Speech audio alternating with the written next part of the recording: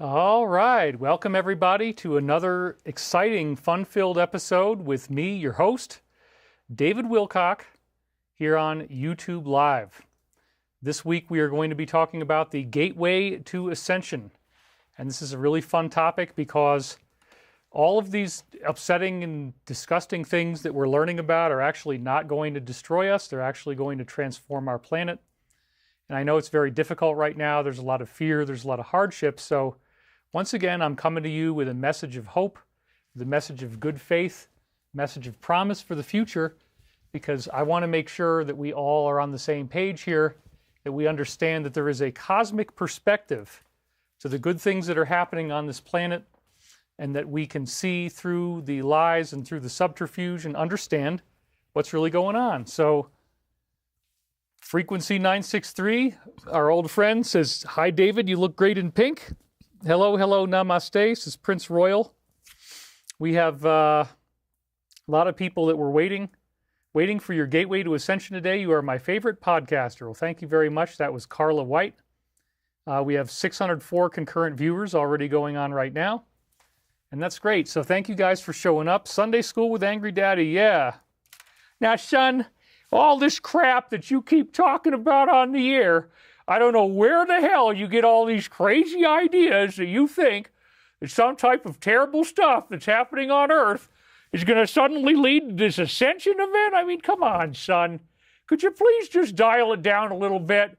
Get a little bit more up to date with what everybody else is thinking in the world? Because I'll tell you what, son, it's just not working for me anymore. This whole format, your gig. Why don't you just get a real job, son? You can't be doing this every single Sunday and expect that people are still going to want to listen to you, son. You just got to get real. You got to understand that if Angry Daddy comes on the scene, he expects you to be on your very, very best. And if you're not on your best, then gosh darn it, I don't even care. I just want you to stop what you're doing, go back to being a whole bunch of nothing, and just forget about all this, son, because I have had it. Oh, and R.W. Phoenix, thank you very much. You just sent my son $333, which kind of refutes my point that nobody really cares about this. Apparently they do. Oh, my God. It's just all so crazy, son. Could you please get back to the format for once?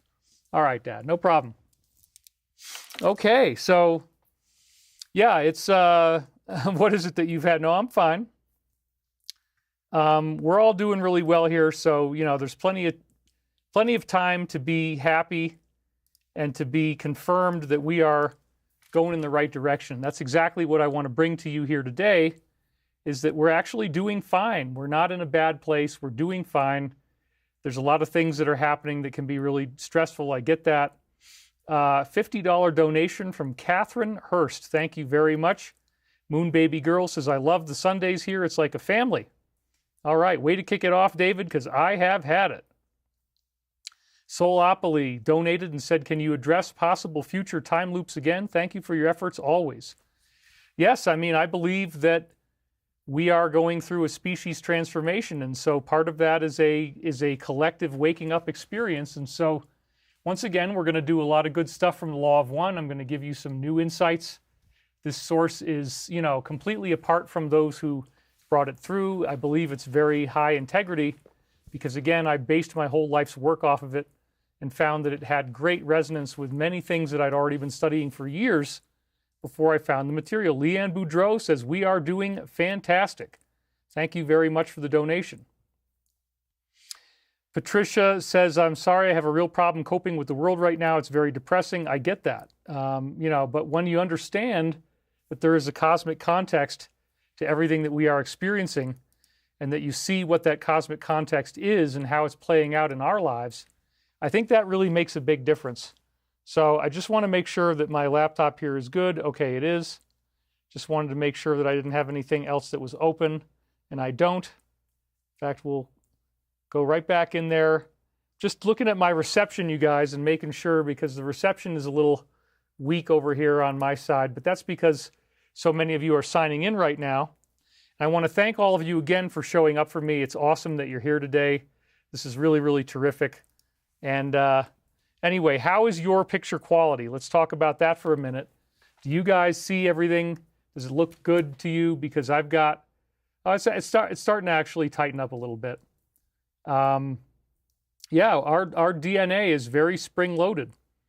Okay, everybody says it looks great, it looks good, so it's not all pixelated and bad looking. I think that seems to be, what happens to me more than everybody else, but that's okay.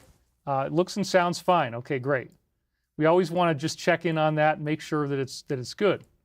Okay, so did you miss Angry Daddy? Yes, you did. We already opened up with Angry Daddy, but that's okay. If you missed him, you can get him again later, because I'll probably do another round of that at some point. We're here, man, and it's a good day to be here. It's a good day to be alive. It's a good day to be on planet Earth and aware of all the cool things that are going on, because we are not going to stay the same. Video and audio look great. Every sunset is another's sunrise. That's a good one there, Scarlet Fire.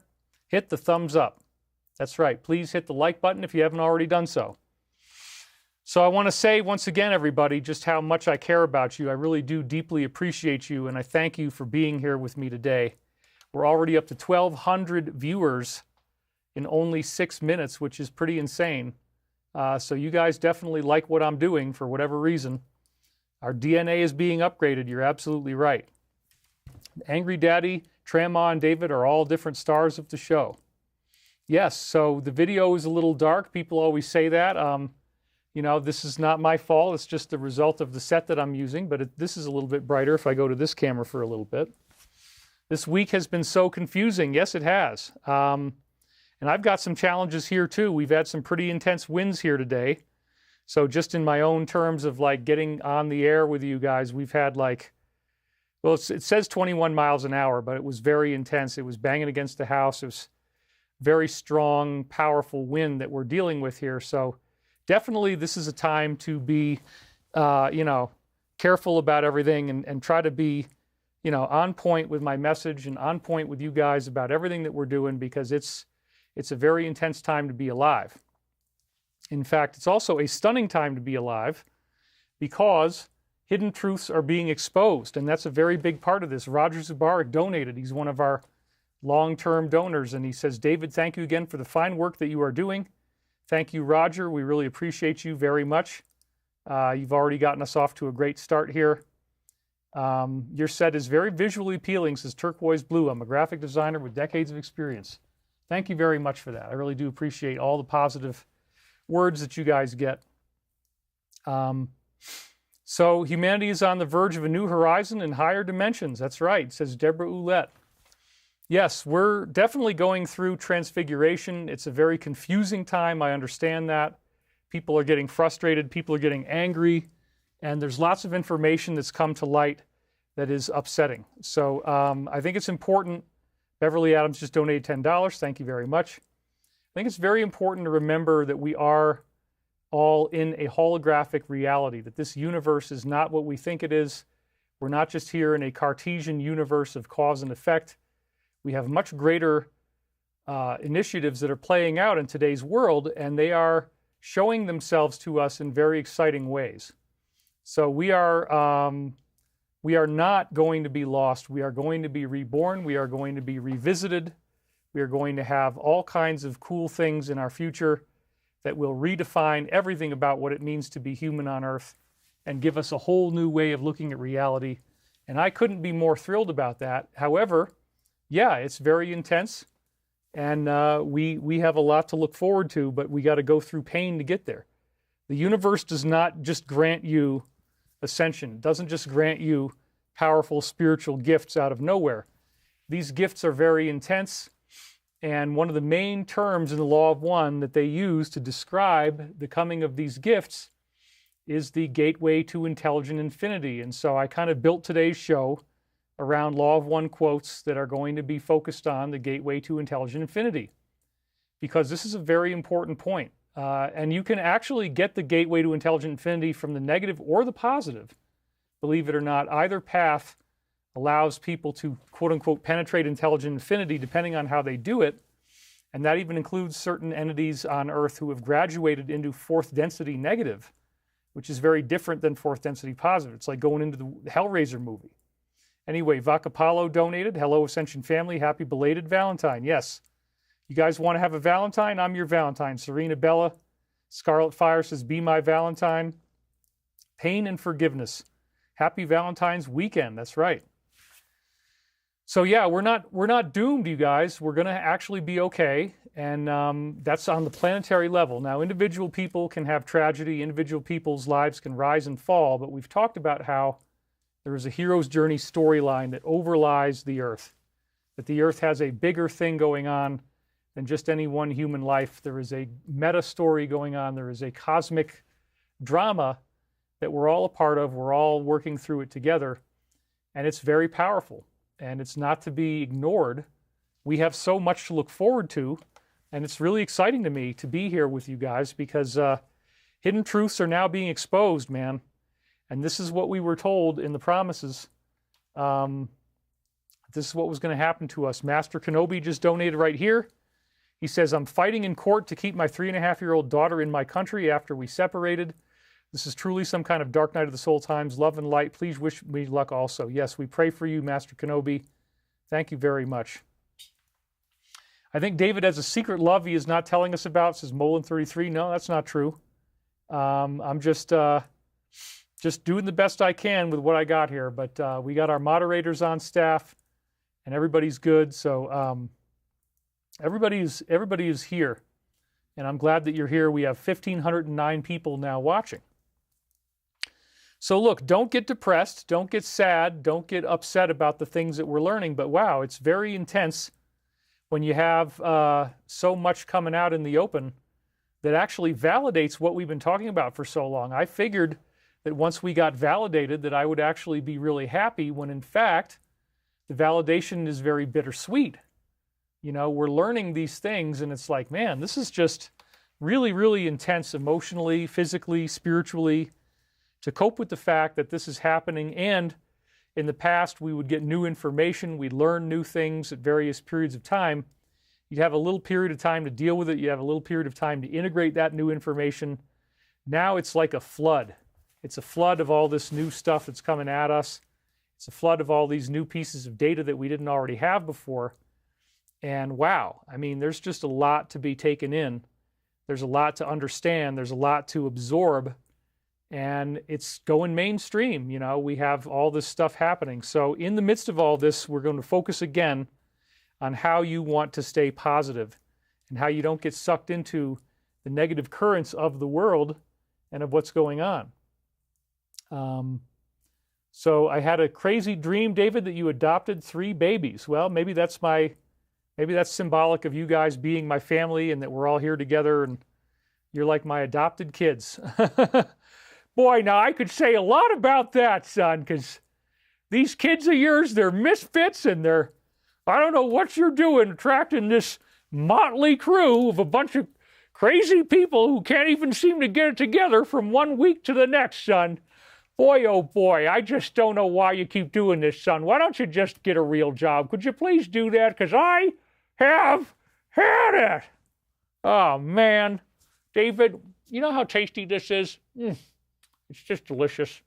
Thank you so much. There's no smoke in that one. Anyway,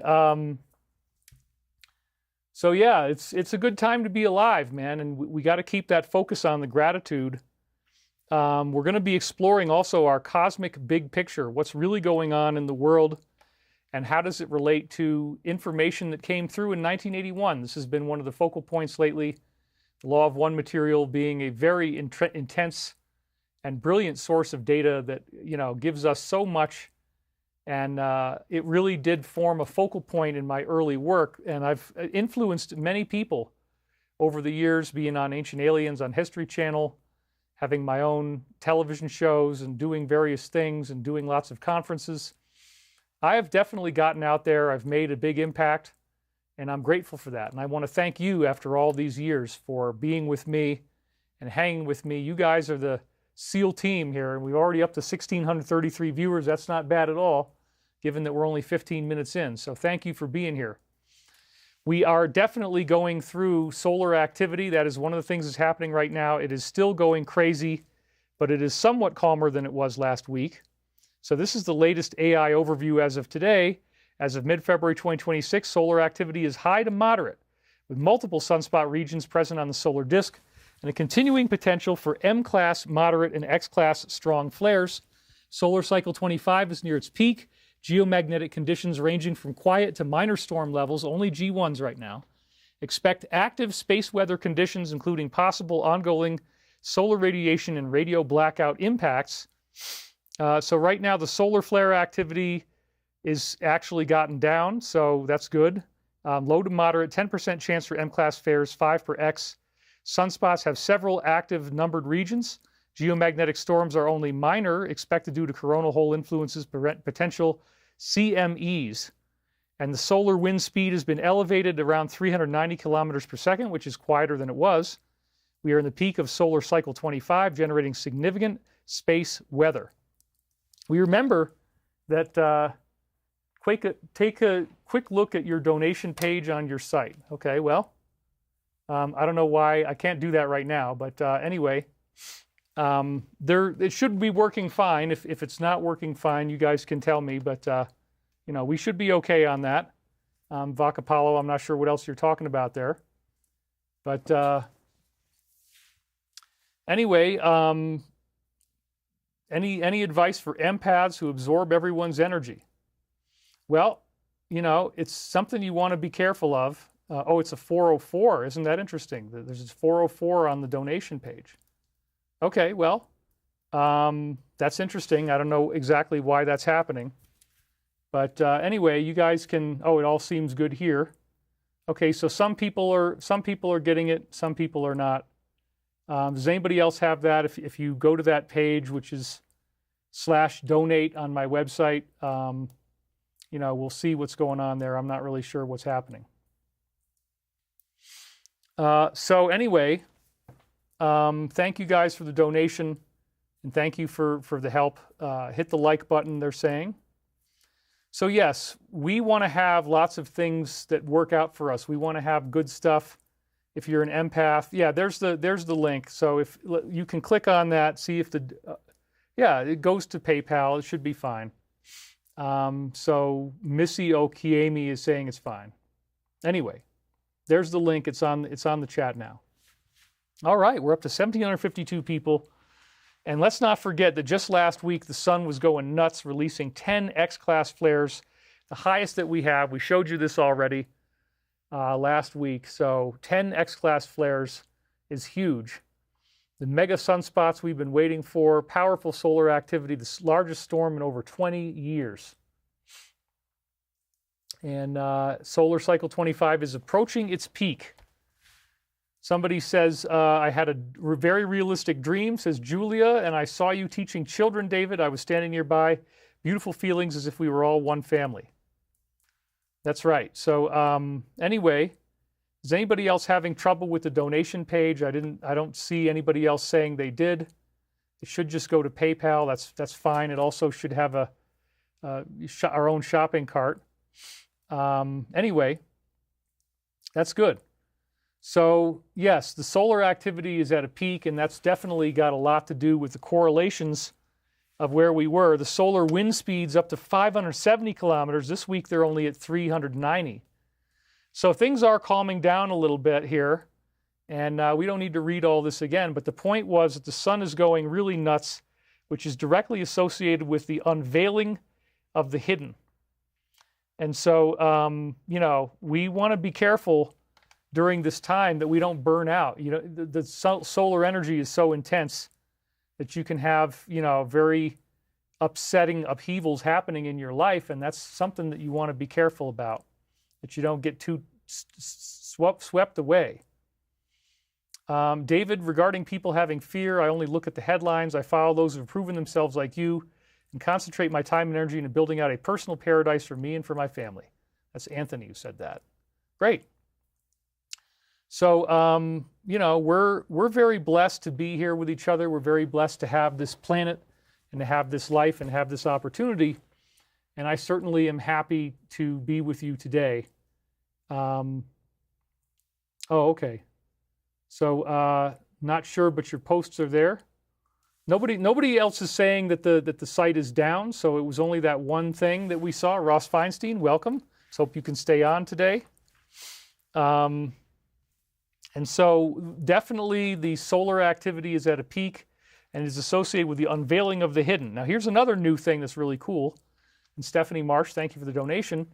We are heading into a Saturn-Neptune planetary conjunction. These only happen once every 36 years, and it actually is coming due on February the 20th, which is Friday. So that's very, very soon, and that's literally right around the corner. So we are in the middle of some very intense space weather right now that is having a positive effect if you can manage it. And so when we actually decipher what the Saturn-Neptune conjunction really is, it's so perfectly slotted in with everything that's going on. It's just outrageous. So let's talk about that for a little bit. This is a very big deal, and it's happening this Friday the 20th. This was from an astrology site, astrostyle.com. Is February 20th the most important day of 2026? Well, let's just say that it could be the starting block of a new era. The Saturn-Neptune alignment hasn't occurred since 1989, and it hasn't been in this degree of Aries since 1702. Here's what the Aries point in astrology means for you. So yes, this is not normal. In fact, it's a very rare alignment. And, oh, good. So the site works and the donation page. All right, so yes, it will. Part of what happens about it is that it happens in Aries at 0 degrees. And so, that's definitely what's going on here. My God. So anyway, thanks for the guidance throughout Ascension, says Helen Davies. Oh, the page on your website does not display the button to donate. Interesting. Well, we're going to have to fix that. But, anyway, yeah, you want to take a break, do some art, positive music so you don't get bogged down by the negative. I would totally agree with you on that. All right. So this actual conjunction that we're looking at right here is specifically implicated in astrology with the exposure of hidden power networks. You can't make this up. And even Google's own AI is talking about it and adds that in to their list of stuff. So, the page layout is messed up. Okay, well, we're going to have to go back in and fix that. I'll figure out what's going on and how that happened. You have to scroll down to the bottom. Missy Oki Amy says to click the donate button. Okay, so if you scroll to the bottom, apparently it's okay. The donate and purchase items takes you to the wrong page and not an order page. Okay, we'll scroll to the bottom. Maybe that'll work. I don't know. Sorry that's malfunctioning. It's really something, I can't control right now. Helen Davies, thanks for the guidance throughout Ascension. Thank you, Helen. Really appreciate you guys. So anyway, right here on the AI overview, what we're seeing is on February 20th, a rare Saturn-Neptune conjunction occurs at 0 degree Aries, marking a significant once-in-a-generation alignment roughly every 36 years, merging structure with spirituality. This 2026 conjunction, the first in Aries since 1702, signals a major new 36-year cycle, blending the disciplined, boundary-setting Saturn with the dreamy, limitless Neptune, and pioneering Aries, creating a Genesis moment for new beginnings. And it goes on. There you go, the Genesis moment. That's part of our Ascension right there. It's actually, the astrology supports the idea that this is not the end, but it's a new beginning, and that we're going to have, great stuff happening for us as we move forward. It's not all going to be doom and gloom. And it isn't doom and gloom. So the exact date is February 20th, 2026 at 0 degrees Aries. Some people are calling it a super rare, powerful alignment not seen in Aries in over 9,000 years, emphasizing a new era or reset point. Now, I don't know exactly where they got that from, but it might not be quite that good, but it's definitely pretty amazing. The combination of Saturn, which is structure and reality, versus Neptune, dreams and spirituality, and Aries, which is action initiation, suggests turning visions or spiritual ideals into concrete, tangible realities. And then, so again, this is a super rare, powerful alignment not seen in over 9,000 years, emphasizing a new era or reset point. That sounds a lot to me like Ascension. And I just found out about this after we already had titled the show Gateway to Ascension. So again, the astrology supports that we are actually spring-loaded, that there's really good stuff happening on planet Earth, and it's all transforming. Hoping for a timeline bifurcation. Yep. Well, please don't use the keywords either. That's something we don't really want. I'm not sure why somebody did that, but not going to comment on that particular thing. Anyway, turning visuals or spiritual ideals into concrete, tangible realities. Now check this out. This period often corresponds with the restructuring of institutions, the rise of new ideologies, and the blending of technology with spirituality. It may also bring to light secrets, conspiracies, or hidden power networks. Oh my God, that's exactly what's happening. So once again, the celestial aspect of astrology, the factual nature of it, how well it corresponds with what we actually see in the world, we are getting that put right in our faces, because again, right here, hidden power networks, secrets, and conspiracies are all exposed in this process. Can you even believe that? The astrology is dead on the money, dude. And that really excites me because, again, we're living in a new reality here. We're living in a reality that's being transformed by our own process as we move through it. And so I want you to be able to stay stable and stay positive and stay reassured that this is all in the astrology. It's all going in the right direction. The solar activity is springboarding this Saturn-Neptune conjunction and giving us what we need, because again, everything that we are seeing is in the astrology. So it says right here, the conjunction will heavily impact the cardinal signs, Aries, Cancer, Libra, Capricorn, specifically those experiencing a Saturn return, part of a longer intense phase that builds through 2025, setting the stage for a new long-term societal direction. Whoa. So it's definitely something that's happening now. And anyway, please don't use keywords. That got No. We're not doing that. Sorry. You got at least a half an hour. Please don't do that. Please don't use those words. And whoever unmoderated that, we don't want to unmoderate keywords, because those are just going to get us in trouble. Anyway, we're good, but I just had to do something there. So sorry about that. Anyway, yes. This is part of it's setting the stage for a new long-term societal direction. The astrological interpretation is as follows.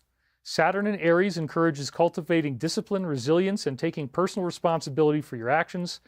Neptune initiates a new era that focuses on pioneering, independent, and perhaps unconventional spiritual or artistic pursuits. How interesting. So unconventional spiritual pursuits, that again dovetails and segues very nicely into the concept of ascension. And what are we really doing here? And why does all of this stuff need to happen the way that it is? We're not alone in the universe, guys. We're part of a grand continuum that is coming into fruition, and it's becoming something that we really can see right out in the open. Everywhere we look, the ascension is upon us, man, and it is just really wild time to be alive. The empathetic machine, a realistic dream, aims to build, but in a new and more visionary way, according to starpowered.com. So again, a new long-term social direction, unconventional spiritual artistic pursuits. We have the rebuilding of civilization. We have the collapsing of old institutions, new directions, new visions caused by the Jupiter-Saturn-Neptune conjunction. So these don't happen very often. This is pretty rare. It's pretty wonderful. It's very spring-loaded. Let's go back to what it said there before. The restructuring of institutions, the rise of new ideologies, bringing to light secrets, conspiracies, and hidden power networks. I mean, yeah, once again, that's just like so intense. Let's see if we can get that slide back up so you can see this again.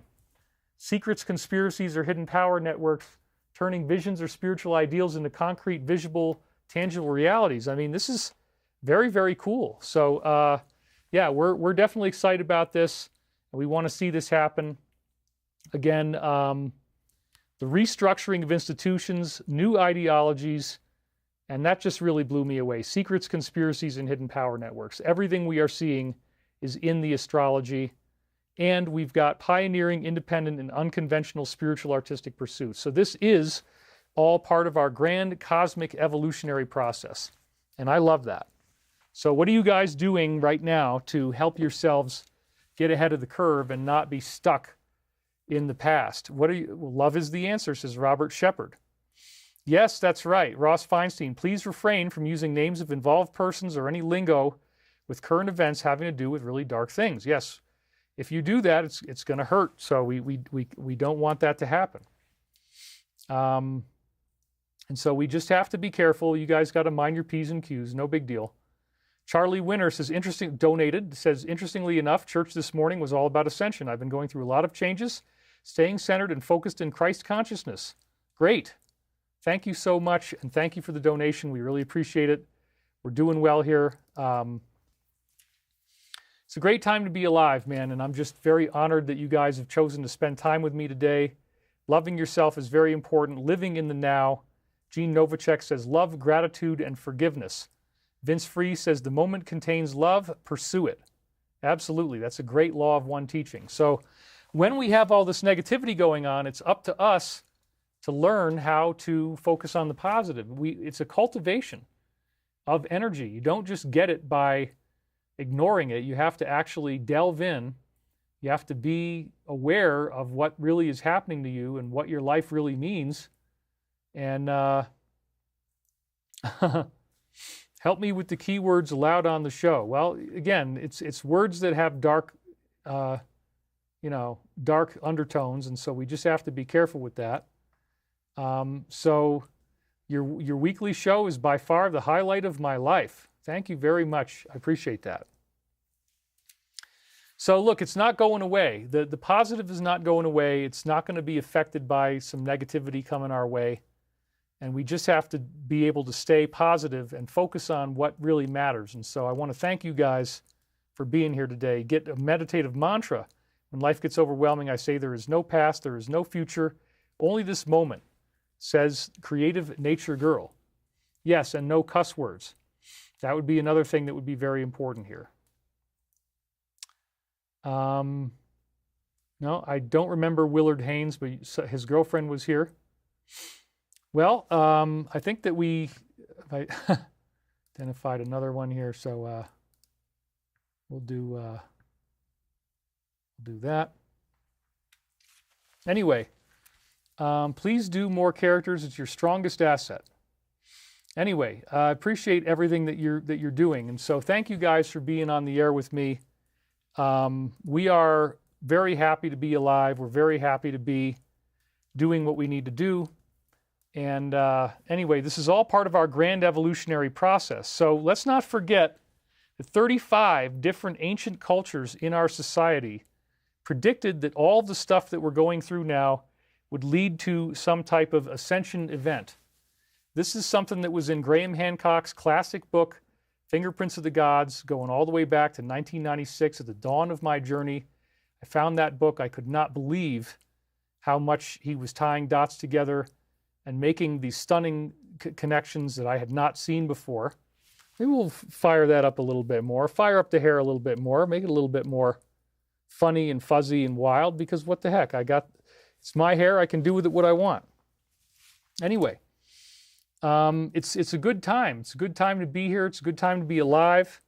And let's just embrace each other and embrace the glory of what's going on. So yes, the Ascension shows up in Graham Hancock's classic work, Fingerprints of the Gods. Very, very significant piece of data. Very, very important to understand that it is in basically all of the ancient cultures. And they all pretty much talked about this. This came from the two historians, Giorgio de Santillana and Herta von Deschen. And when we say 35, it's not like there's a bunch of other ones left behind that didn't have it. 35 different ancient cultures basically represents the canon of the major inherited spiritual faiths and traditions that we have from the past. And they're all talking about this the same way. It's pretty wild. Shave your head. No, we're definitely not doing that. Anyway. I love David. He is amazing and so brilliant, says Denise Roberts. Well, thank you very much. Yes, so the impressions are fun, but not the most valuable asset. Thank you. And remember, like this video. Yes, somebody just said that. See the best in everyone. Focus on the positive. Do not live in fear. Operate in faith. All right. So yes, I'm glad that you guys are here. We have 2222 viewers right now. That's awesome. So the Hamlet's Mill, Giorgio de Santillana, Hertha von der Schen, they're two historians at the very top of their game in the business. And they were out there putting out all kinds of scientific papers into the community. And they had a great deal of academic respect. And then they came out with their magnum opus, which was this book right here, Hamlet's Mill, an essay on myth and the frame of time. And so again, what we're seeing is a depiction of the Earth with the so-called world tree popping out of it. The world tree being a metaphor of this Earth's axis. So that's what their theory is, that among other things, that the world tree represents the Earth's axis, and that these metaphors about the world tree were actually given to us by a higher intelligence that was not obviously the tribal people who received it. They did not understand what they were really getting. They did not understand what this was all really about, that there was some long-term wobble in the Earth's axis called the precession of the equinoxes. And so the precession of the equinoxes, it's a very confusing sounding term. It is a 25,920 year cycle that happens in the Earth's axis, where it appears to be counter-rotating in the opposite direction from the normal rotation of the Earth's axis. And that slow wobble takes, as you can see here again in the diagram, 25,920 years to complete itself. And this is very interesting because, again, it's a theme that shows up in literally 35 different ancient traditions. Hamlet's Mill explains how this data is encoded in terms of numbers because, for example, when we have the Earth moving 25,920 years for one cycle counter-rotating, that means it's 1 degree every 72 years. So you'll see the number 72 appear in an ancient myth, and you'll see some metaphorical representation of the Earth's axis, like the world tree, or like the concept of a grain mill, where you are grinding grain around and there's a big axle that goes down through the middle, coming out from the ceiling to hold your millstone in place. You have the millstone attached to your axle and it goes around like this. Well, that's a nice depiction of the Earth rotating on its axis. And so that's why it's called Hamlet's Mill, because the original Amlodhi in the Icelandic legends was now reformatted by William Shakespeare, whoever that was, probably Francis Bacon, into the Earth's axis and into this precession cycle. Well, Hamlet might not have it, but the point is the precession cycle is encoded into the ancient mythologies. It's there, it's everywhere, it's very powerful. And again, they liken the Earth's axis to the grain mill, or, as I said, the central pole is the Earth's axis in the myths, and it can also be illustrated, as we just saw, as the world tree. So what's so cool about this is that this myth depicts the Earth going through some sort of transfiguration. There's multiple mythologies that all talk about something happening to the Earth's axis, something happening as the Earth's axis destabilizes, which is symbolic of the Earth changes we're going through right now, the heating of the solar system, the solar activity that we're seeing right now. Solar cycle 25 is just going nuts, as I said. All of this stuff predicted some type of metaphysical change where humanity goes through a spiritual activation. And that spiritual activation is very, very powerful. We are being told by sources like the Law of One that this will lead to a complete transfiguration of what it means to be human. And that is no joke. So we're gonna do what we can to be able to stay on top of everything.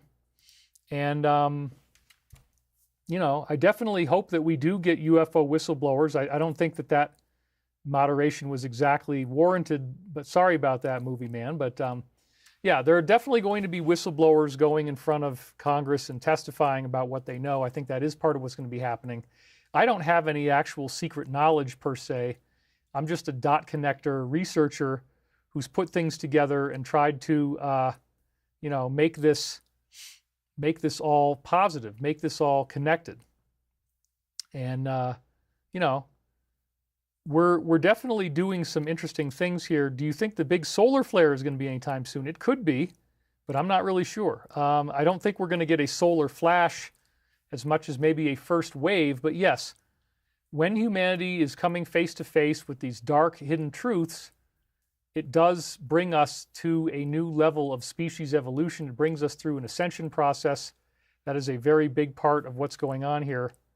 And, we're definitely going through what we have to go through to be able to get there. So now the ascension process that they talk about here, these ancient mythologies, they really kind of nailed it down, that this is not just anything ordinary. This is a very powerful, discontinuous event in our planet's history. It's not just like it's going to go away and you see nothing. This is a very, very big thing. But it also happens gradually. I don't know if there's going to be a big solar flash. It would be nice if we got a first wave. I think that as humanity learns these hidden truths, many things will happen. There will be a spiritual activation. I think we're already getting some of it now. But is it the second coming of Christ? Yes, it could very well be. To donate, click on an existing donation colored bar, then click on buy your own. Okay, I guess that might work. Somebody did it. You are definitely the dot connector, says in Internet Intent Recordings. Oh my goodness. You guys there's definitely some trolls out here today, but that's all right. So anyway, this cycle, this ascension cycle, the 25,000 year thing that we were just looking at here, that is actually, it appears to be that the Earth is wobbling on its own axis. But then we've gone into other studies that show that it actually appears to be the result of us orbiting a companion star, that our solar system is actually in a binary system, likely with Alpha Centauri, and that Alpha Centauri is generating geometric patterns that will hold all the planets in place. And so remember what we talked about last week with our discussion on stellar resonance, that the sun itself is giving off waves, and those waves hold the planets in place. Well, in other shows, we talked about how all the planets are in geometric positions to one another. We're not going to do all that today. But the point is, this was the Stone King resonance we were looking at, that all these solar wavelengths of the sun's surface actually breathing in and out like this, that actually causes these standing waves. Well, those waves are ultimately going to be geometric in nature, going back to Johannes Kepler's image of that.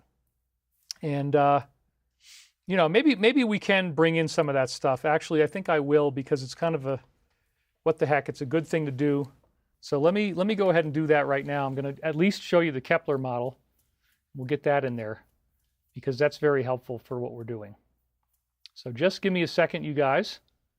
We're going to grab this stuff here because why not?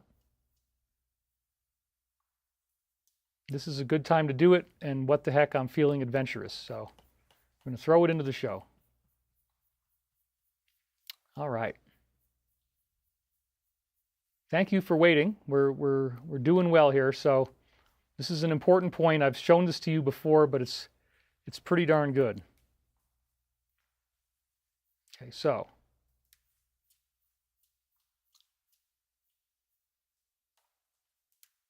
all right. So remember again, I'm going to go back to where we were. Remember last week's discussion on stellar resonance and how the sun's, breathing in and out and creating these waves that we see exactly where the planets are located. This is the function of the sun's, the size of the sun's breathing. It's about 3 kilometers, and then the speed of light, and then the number of minutes that it actually takes, exactly 5 minutes, the main pulse distance. There's also a 160-minute pulse. What if these are ultimately photonic resonances, and the photon creates geometry, as we were saying. So the geometric standing waves do hold the planets in place. This is what we saw from John Martineau, and we'll call it solar system geometry, that geometric fields are actually holding the planets in their positions. This is a very powerful understanding, and it comes from John Martineau's book, A Little Book of Coincidence in the Solar System, that you can see right here. Very powerful information we have here. So this is John Martineau, and he is a very intense scholar, somebody whose work I greatly admire, and he is cracking the mystery of the theory that Johannes Kepler once had, where you look and you see that he was postulating that the planets all have these geometric spacings relative one to another. It's very, very interesting that that would happen. And so you see there's a cube around, which looks like it would be where the orbit of Jupiter would be located. You have the tetrahedron in there. And then even in the center, that little basket is where it gets really intense, and it goes into all these other things. So, you know, that's one of the places where this all comes out. Sorry, you guys, I'm taking off one of my base layers. So that will help me to not sweat. My feet are sweating because I think I have too much warmth on the lower level. So we got to moderate that accordingly. But you guys can hang with me. So he got a royal endorsement for this work. Anyway, let's talk about this a little bit more. The geometry that you're seeing here, remember Kepler put this together back in like the 1700s. It's a long, long time ago. And let me just get that done, and I can be back on camera with you guys. I think I definitely can get rid of that lower base layer, and I'll be a lot happier. Okay, perfect. I'm back. Thank you. Thank you for waiting. So, you know, this is the basis of the theory of how the planets actually are spaced. And why would they be spaced that way? Well, again, we talked about that these geometries represent fluid-like vibrations. And so fluid-like vibrations are actually happening. They're causing, the sun is oscillating, it's going in and out like that, and causing this interesting geometry to determine the spacing of the planets. He did get the royal endorsement from Prince Charles, now King Charles, of course. And this is very interesting. I was captivated when I came across the work of a young geometer called John Martineau when he was studying at my School of Traditional Arts some years ago. He decided to make a close study of how the orbits of the planets relate to each other and how the patterns that can be drawn from them fit so precisely with things made down here on Earth. He found many rather beautiful relationships. This is all pretty remarkable evidence that there is a mysterious unity in the patterns found throughout the whole of creation, from the smallest of molecules to the biggest of the planetary particles revolving around the sun. Everything depends for its stability upon an incredibly simple, very elegant geometric patterning, which he's calling the grammar of harmony. And so the pentagon, of course, you know, there's negative connotations to that, but it is at its core just part of the sacred geometry that we see. So this is where it gets really wild, you guys, and I've showed you this before, but it's definitely worth repeating. And let's just see how everybody's doing over here in the comments. Disclosure speech in July from the president. Yes, that could be. We have some slides on that in a minute. Anyway, good stuff. And again, thank you guys for the donations. Let's see how we're doing on that. We're doing good. We could use some more, but I appreciate your help. And, you know, it's all very positive what's happening with us here. The telepathy tapes, people with Down syndrome communicating with each other in their dreams. Yes, that's very interesting that stuff is on, and it's good stuff. So 2 nested pentagons actually define the orbital shell of Mercury, the empty space between Mercury and Venus, Earth's and Mars's relative mean orbits, and the space between Mars and Ceres.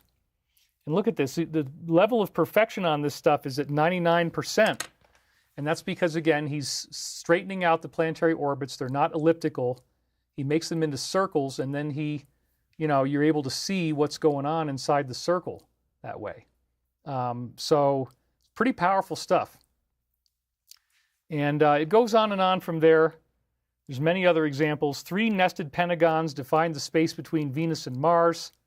or Ceres and Jupiter's mean orbits. Nested pentagons are again creating dodecahedrons in three-dimensional space. And this is your dodecahedron right here. And we were already talking before in other episodes about these geometries and how they represent these vibrational patterns. And so he also revealed that the Mercury-Venus relationship is tetrahedral at 99% accuracy. And there it is right there, where you're seeing that you got the circle, which is Mercury, the circle that is Venus. And you can take 3 circles of the size of Mercury's orbit and fit them perfectly inside the circle of Venus's orbit. That's crazy. It's crazy because the universe isn't supposed to work this way. But again, all of it is built. Remember, the exact spacings of these planets was the function of what? The vibrating heartbeat of our sun. The heartbeat of our sun holding the planets in place, defining their positions.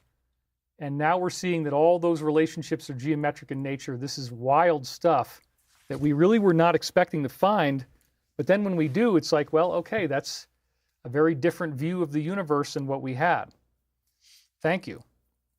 We're nailing the likes, I guess.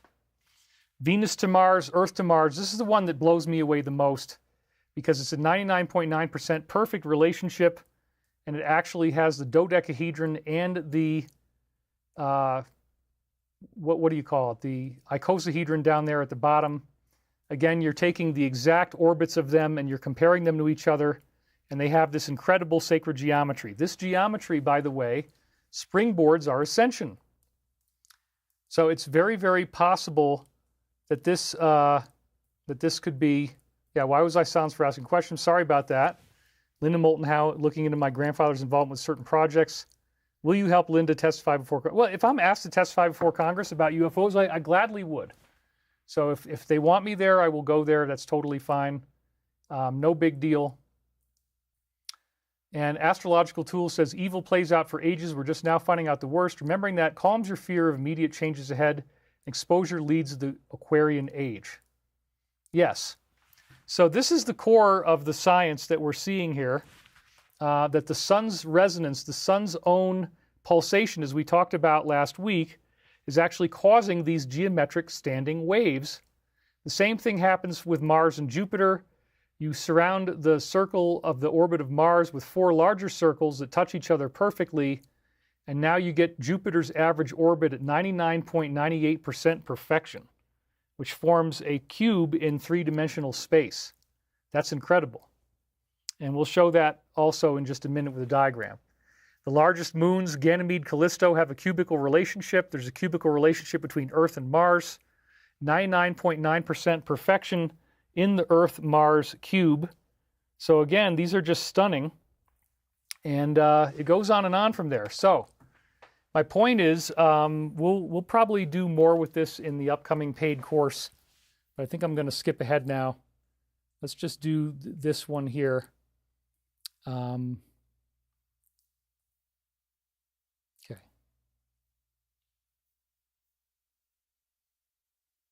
Here we go.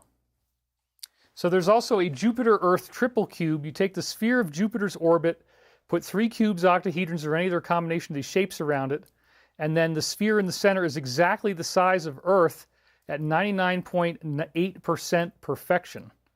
So again, you take Jupiter's orbit and you nest some geometry in there, and so Jupiter and Earth are perfectly resonating. That's Earth's orbit in the center, Jupiter on the outside, and it also has a Merkaba relationship with Saturn, Jupiter does, 5-to-2 relationship, making conjunctions every 20 years, each one appearing at a new point in the great circle of their shared orbits. If you plot out 6 conjunctions and connect the dots, you get this perfect Star of David. I mean, this is stunning. So, again, the radius of Saturn's orbit is equal to the circumference of Mars, 99% accuracy. A triangular tetrahedron, the relationship between orbit of Uranus and Saturn. The ratio of Saturn, the radius of Saturn's orbit is equal to the circumference of Mars's orbit to 99% accuracy. The circumference of Saturn's orbit is the same as the diameter of Neptune. I mean, this is mind-boggling stuff. And I'm blowing through it really fast, but that's because I'm trying to get to a point here. And, you know, pretty wild stuff here. Ooh, even Wade Woodruff got nailed. What did he say? Oh, okay. Well, he's not happy about getting moderated. Well, Wade Woodruff's been a good guy for us for the most part, so sorry about that.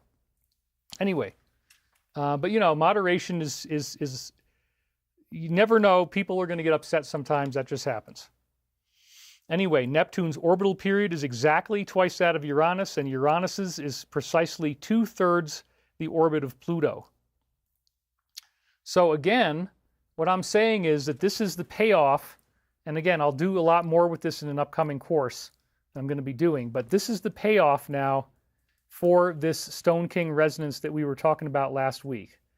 The law of one describes that we are going through a universal heartbeat, and the universal heartbeat is the sun's surface rising and falling, and we saw last week how that actually happens, that the sun's surface actually does rise and fall, and that as it does, you get these waves that hold the planets in place. So those waves are actually geometric frequencies. That's what I just showed you, and I'll explain it a lot more in an upcoming course, so don't worry, you know, you're not going to get left out in the dark. But the main point that I'm establishing now is that our sun gives off these geometric waves of frequency, and that the geometric waves of frequency very decisively show where the planets are. In fact, let's just bring up that one again, because there's a couple of them that are so stunning, they really need to be seen twice. So we'd grab that, and then we'll grab that one. We'll grab that one, and we will grab that one. And then we'll put those here, and we are good. Okay, so there we go. So let's go back now to what we saw with Kepler's original diagram, and you know, how this all works out, where again, you got he's saying this is the way the planets are spaced. Now, this could have come to him from ancient texts, from some type of Atlantean hidden knowledge. He was a mystery school guy, so this is very likely some mystery school knowledge that's being dropped on us by this modern day initiate, Johannes Kepler, who you know, was sharing some pretty powerful stuff with us here. And again, the Mercury-Venus relationship is tetrahedral, so that means there's a tetrahedral geometry that holds them apart. Now, we were talking about cymatics. We talked about the geometry being something that appears in vibrating liquid, that all of these sand particles just naturally fit together in these beautiful geometric patterns as a result of sound vibration. So the idea would be that our solar system is in some type of fluid-like medium, a hidden medium. It probably is the essence of gravity itself, and that as the sun's surface is breathing, it's releasing waves out into this fluid-like medium that hold the planets in place. That's what the Stone King resonance thing was about. The same idea that there has to be a medium, there has to be something waving in order for that to happen. And again, we see that the entire 160-minute pulse of the sun takes you right out to the very edge of the solar system. The whole entire solar system, where the heliosphere is located, the planets, are all the result of the sun pulsing and creating this geometric wave, which again appears to be the reason why the planets are doing this, that the sun is actually causing this geometry. And so again, Mercury-Venus's tetrahedron is a 99% accurate relationship there. That's because the sun is creating this wave in the liquid and having this happen. You can't handle the truth. Sacred geometry is beautiful. No, this is what springboards Ascension. Are we not going to talk about current events at all, says Lightbeam. Yes, we are. So just hang in there. We're getting there. Anyway, Venus to Mars, Earth to Mars is again those beautiful geometric relationships, just like we saw with the liquids. And then again, this was the one that was caused by the difference between Jupiter and the Earth's orbit. Beautiful. So before we get into current events, I want to remind you about the 25,000-year cycle, that we have this wobble of the Earth's axis that takes 25,000 years to complete. And let me grab that graphic once again. I'm just kind of modifying the show a little bit here, but I want to make sure, you don't, if I have the assets, I'm going to use them. So let's use those assets right now. And this is all very important because, again, we are going through something so powerful that it's just very intense. And I want you guys to be on board with me, and I want you to hear what we have to share about this, because to me, this is like really the core of the David Wilcock material. Okay, so the 25,000-year cycle that we've been talking about is the result, so we've heard from, Lost Star of Myth and Time. Walter Cruttenden is the guy that wrote that book. Walter Cruttenden figured out that our 25,000-year ascension cycle is the result of us orbiting a companion star. This gets back to Hamlet's mill, Giorgio de Santillana, Hertha von der Schend. What is the real nature of this 25,000-year cycle? Why is the Earth doing this? The idea is that our entire solar system is orbiting another star in a 25,000-year orbit. And that would be why they call it the Great Year in ancient mythology. They call this the Great Year.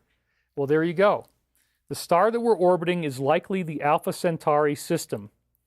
And so this 25,000-year orbit around our companion star is what has the astronomical end date of 2012. Now, nothing happened on 2012, but, we still are in the post-2012 period where we're anticipating big, big stuff to happen. And so it's a very exciting time. This is current events, right? This is current events. Patricia Brophy loves the science. Keep it coming. Thank you very much. Yeah, we definitely, please don't say things like that. That's just, somebody's definitely trying to get me in trouble, so we don't need that. Anyway, it's a good time to be alive. It's a good time to be here, and I'm grateful for you guys. So this, again, this ascension is very real, and you look at the planetary orbits, you see how geometric they are. This factors in beautifully with what we see as we're orbiting another star. This is the grand conjunction of how everything comes together, defining this with Merkaba geometry. All we have to do now is postulate that Alpha Centauri, as we orbit this star, gives off a Merkaba. And then we can chop it up into 12 different pieces along the great circle, which is really a sphere, like we're doing right here. And then that gives you your, when you divide 25,920 by 12, you get your age of the zodiac of 2,160 years. Yes, something did happen on Proxima Centauri in 2012. And, that's very powerful. So anyway, we're good, and everything's good. Lots of trolls today. That's okay. You guys are awesome with the donations. Thank you for helping him. You help us as well. I appreciate that.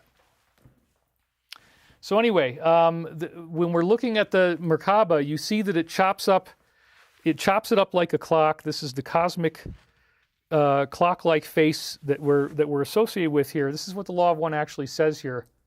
Is there a clock-like face associated with our major galaxy of stars, so that as it revolves, it carries these stars in planetary transitions from density to density? Is this how it works? And the answer is yes, you are perceptive. You may see a three-dimensional clock face or a spiral of endlessness, and this was planned by the Logos, the galactic mind, for this purpose. So you can actually take this circle, chop up the circle into 12 pieces with the Merkaba, and then each one of them gives you your age of the zodiac of 2,160 years. And this is one of the finest things I came up with. When I saw that and how it fit together, I could not believe it. Because again, in my book Synchronicity Key, we describe how the 2,160-year cycle is a fractal.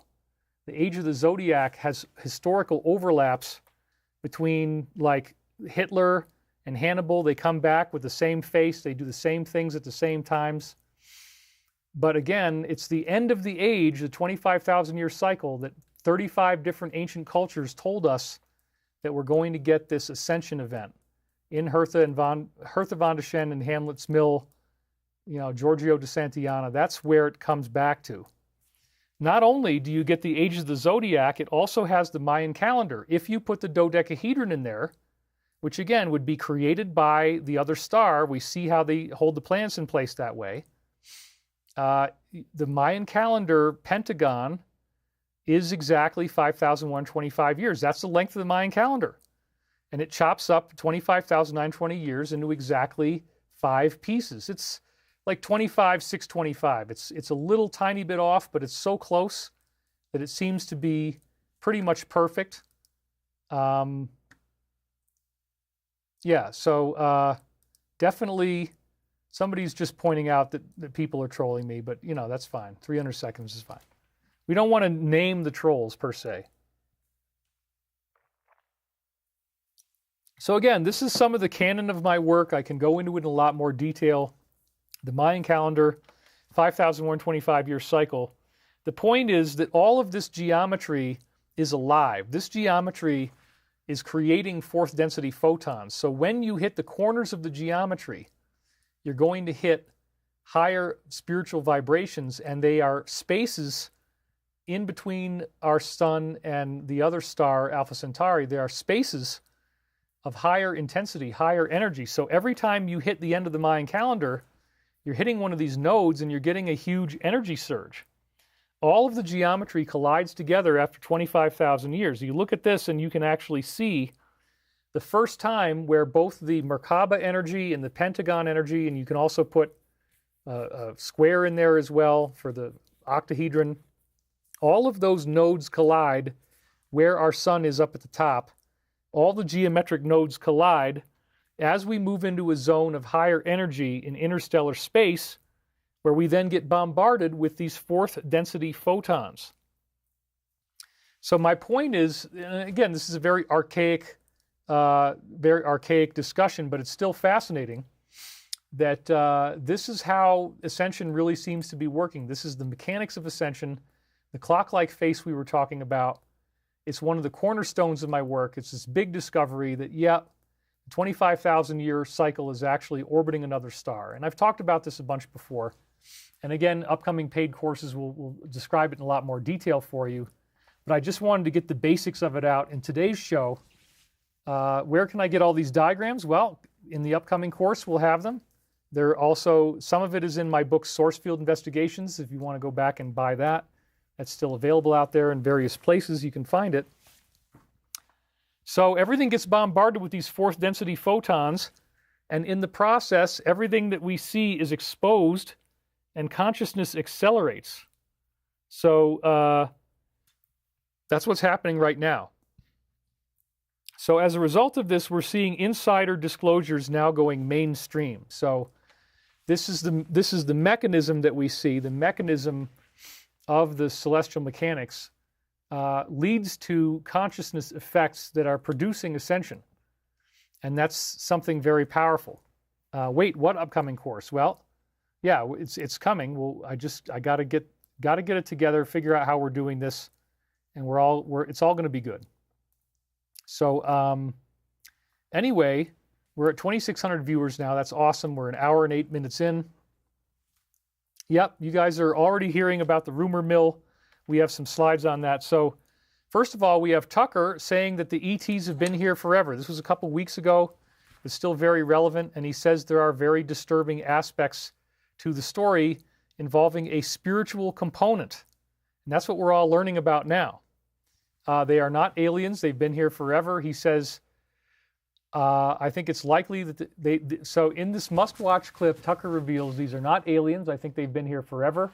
I think it's likely that the U.S. government has had contact with these, direct contact over a period of years. Okay? So that's a pretty interesting reveal. And he's, again, a very popular media figure. So, you know, that's not anything too strange. It's just reality, man. It's the reality that we're now seeing in front of us. And then he says the U.S. government has had direct contact with these over a period of years. Well, I've had multiple insiders from what they're calling in Age of Disclosure the legacy program. I've had multiple insiders giving me that exact type of information, that they've worked in underground bases, off-planet bases. I'm going to go a lot more into that in upcoming courses that I'll do. Underground off-planet bases where you actually interact directly with various extraterrestrials. And no, I don't think they're all evil. I mean, some of them definitely are. But, you know, it's very fascinating what's going on here. And all this stuff coming together. The release of this suppressed information is very powerful. And he says there are things about this that are really disturbing. Yep. Well, I hate any kind of government secrecy. I do sort of understand why they don't want to let this stuff out. Right there. Whoops, those were in the wrong order, I guess. And then he says, I think it's very clear there's a spiritual component to this. That's one of the reasons the Vatican has been involved in this for over 100 years. So you start to connect the dots here. You start to say, okay, things about this that are really disturbing, spiritual aspect, and then, of course, he's a Christian, so we're getting back into this concept of, you know, the devil and Satan and Lucifer and all that kind of stuff, which is, again, there might be a lot more to this than there ever was before. So, you know, I would love to see David being interviewed by Tucker Carlson. That's interesting. Yes, you know, it would be great if he did that. Sunflower Life just quoted, gave me $333. I really appreciate that. We get it once per show, and I'm so grateful for you to do that for me. This is from Valir, the Pleiadian emissaries. Your consciousness is your contribution to Earth's ascension. Heart coherence is Earth's signature. Daily envision a global grid of soul lights, breathing love outward until you feel only bliss. This is the future you're headed into, and we are waiting for you there now. Very beautiful. That's right. You know, there's a lot of things going on here.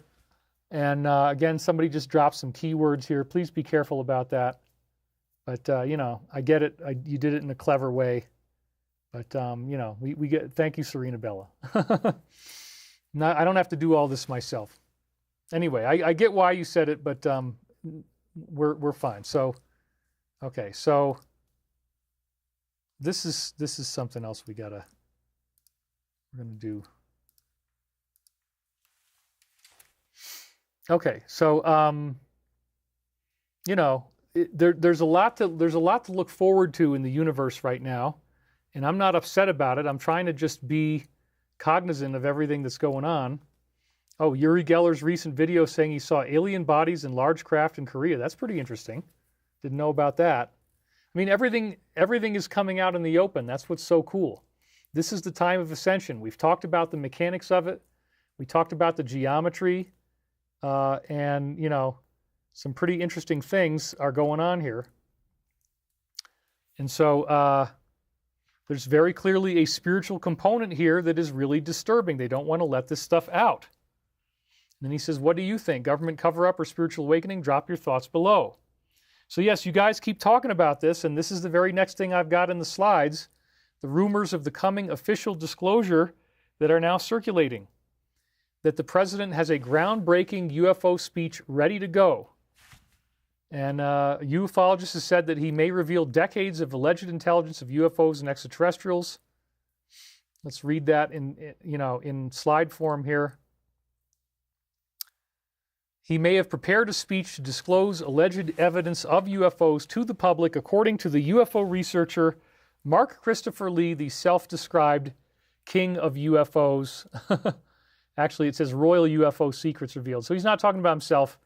He's talking about the royals, but it's still kind of funny. Anyway, the British writer and self-described ufologist says he was informed by an advisor to the administration that the president has received permission from fellow world leaders to make such an announcement. Yes, he better get on the ball, but you know, we'll give him the time he needs. I'm not rushing him. You know, this is all part of a big plan. He says the address would expose the truth of decades of evidence concerning unexplained aerial phenomena, materials recovered from alleged crash sites, and military eyewitness accounts. So again, even if you don't like him, and I know there's people who don't, something like this happens, it's going to change the world in very intrinsic ways, very fundamental ways, and that's very, very powerful stuff. So again, we want to be careful to, you know, not throw the baby out with the bathwater here. If there's things you don't like, I get that, but let's take stock of progress that's being made, and what can we learn, and where is this going to take us as a species? If we get disclosure like this, if this really happens, that we get unexplained aerial phenomena, materials recovered, military eyewitness accounts, that changes everybody's consciousness. It's basically redefining what it means to be human on Earth. It's redefining life on Earth in a very fascinating way. It's giving us a whole new perspective on so many things. And yes, he is a catalyst for great change. I would totally agree with that. So, so many people would say that he's lying. Well, he might give some evidence that that could really be pretty compelling. And again, it's got a lot of weight if it comes from the president.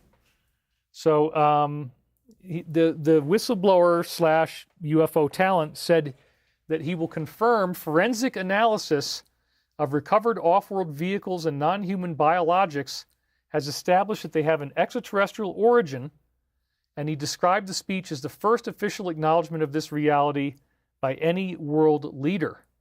Well, as you're going to see, Obama just actually basically made the same acknowledgement. He maybe wanted to beat it to the punch a little bit, so that just happened. So it's pretty wild stuff that this is on track to happen, apparently. Now, it's a rumor. I mean, we don't know if it's true. It's a rumor. Apparently, they were going to do it in the UN General Assembly in September, but the current scuttlebutt is that it's going to be on the 79th anniversary of Roswell on July the 8th. And however, they also said he may want to act spontaneously and not wait that long. He may actually want to do it sooner because he could be worried about getting beaten to the punch by Russia or China. So again, we're moving into that new geometry. We're moving into that new energy right now that springboards our ascension, that catapults us into some new reality. And this type of official announcement, man, that is definitely going to change the game and give us, you know, a whole new reality. It actually shifts our consciousness. That's what's so cool, is that consciousness shifts in powerful ways. And, you know, we got to be careful about that. So, you know, lots of good things going on here. And I'm happy that you guys are here. We just have, some people don't like, you know, some people don't like me. That's okay. We have some trolls. No big deal. He should reveal it on July 4th, Independence Day indeed. Yeah, well, it's pretty fascinating what's going on here and all that kind of stuff. This definitely very interesting. So there's plenty of trolling about this going on social media, just like we get here. As you're seeing in my own comments, anybody who's talking about this stuff, they're called grifter, con artist, etc. Very, very common. But the claim has not yet been refuted. And again, this Age of Disclosure film pushes us very close to the edge. So yeah, I mean, this is a big deal. We get disclosure, the world is going to change in very fundamental ways, and I think that will springboard humanity's evolution, springboard our collective activation in some pretty stunning ways.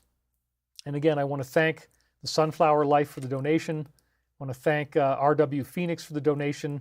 Both of them giving us $333. That's really great. Thank you guys so much. It really means the world to me that you did that. So, the public has created the technology and they are coming back. That's right. Disclosure plus new technology will transform how we live for the better. Yes, that's part of why I did this company, Stevati Aerospace. Why did I invest in it and why did I get started? Because I really want to see these things come to fruition. And we are having great progress going on. So there's really cool things going on in the world, really good things in our own lives. And I want to thank you guys. A frequency says the more you're hated, the more you are blessed. There's no such thing as bad publicity. Well, there definitely can be. But, you know, all publicity feeds in somehow. So, you know, you just try to make the best out of it. But anyway, Barack Obama just revealed the same thing. I mean, I couldn't believe he actually said this. This was in the New York Post. It just came out yesterday. And he said that aliens are real, but he has no idea where they are during a podcast appearance that was just released yesterday. This literally just happened. He actually disclosed. They're real, but I haven't seen them, he told YouTuber Brian Tyler Cowan after asking him about extraterrestrials, which is interesting because Cowan is a very specific word in the Masonic tradition. It means somebody who betrays the order. So weird that he would pick the name Cowan to do this on the air with. I don't know if that means anything or not, but it's usually spelled C-O-W-A-N. This is C-O-W-E-N, but again, Cowan is a very charged term that means betraying the order. So is that significant? I don't know. We appreciate you, David. We don't feel alone on this strange journey. That's right. Please no keywords. It says Gnostic Rasta. All right, so he says they're not being kept in Area 51. There's no underground facility unless there's an enormous conspiracy which they hid from the President of the United States. Right there, he's admitting, maybe ahead of the game before he's going to get called out on it anyway, and people will ask him anyway, that he never got this information. He never got any briefings, and that's true. As I said, in this so-called legacy program, the UFO data, the cosmic top secret information, is considered 35 levels of need to know above the President of the United States. 35 levels above the President. That's just wild. So, you know, when we look at the sacred geometry, we look at how everything is being set up for our own ascension, it's like, wow, man, this is definitely, we're getting disclosure right now. He's actually saying they are real, but I haven't seen them. And so that's pretty intense, getting it from the former president. But yes, they are hiding it from him. Again, he wasn't on a need-to-know basis. This is not the first time he commented on the existence of little green men and UFOs. Of course, they got to use pejorative language like that. When it comes to aliens, there are some things I just can't tell you on the air, he teased to James Corden on the Late Late Show in 2021. So yes, you guys were asking about that. You were clamoring for that. And so that is one aspect of disclosure that is happening. But of course, it's not the only one.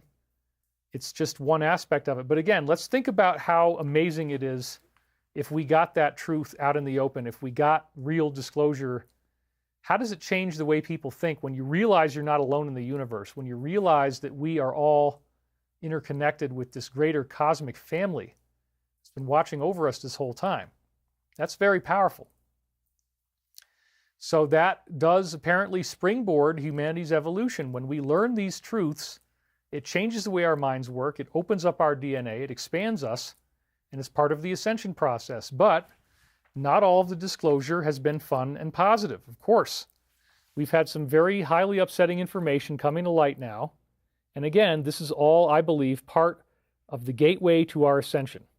So when we look at what's just happened in this past week, we reached this February 13th deadline that we were told about, and in the process, the information that has now become mainstream is shocking the world.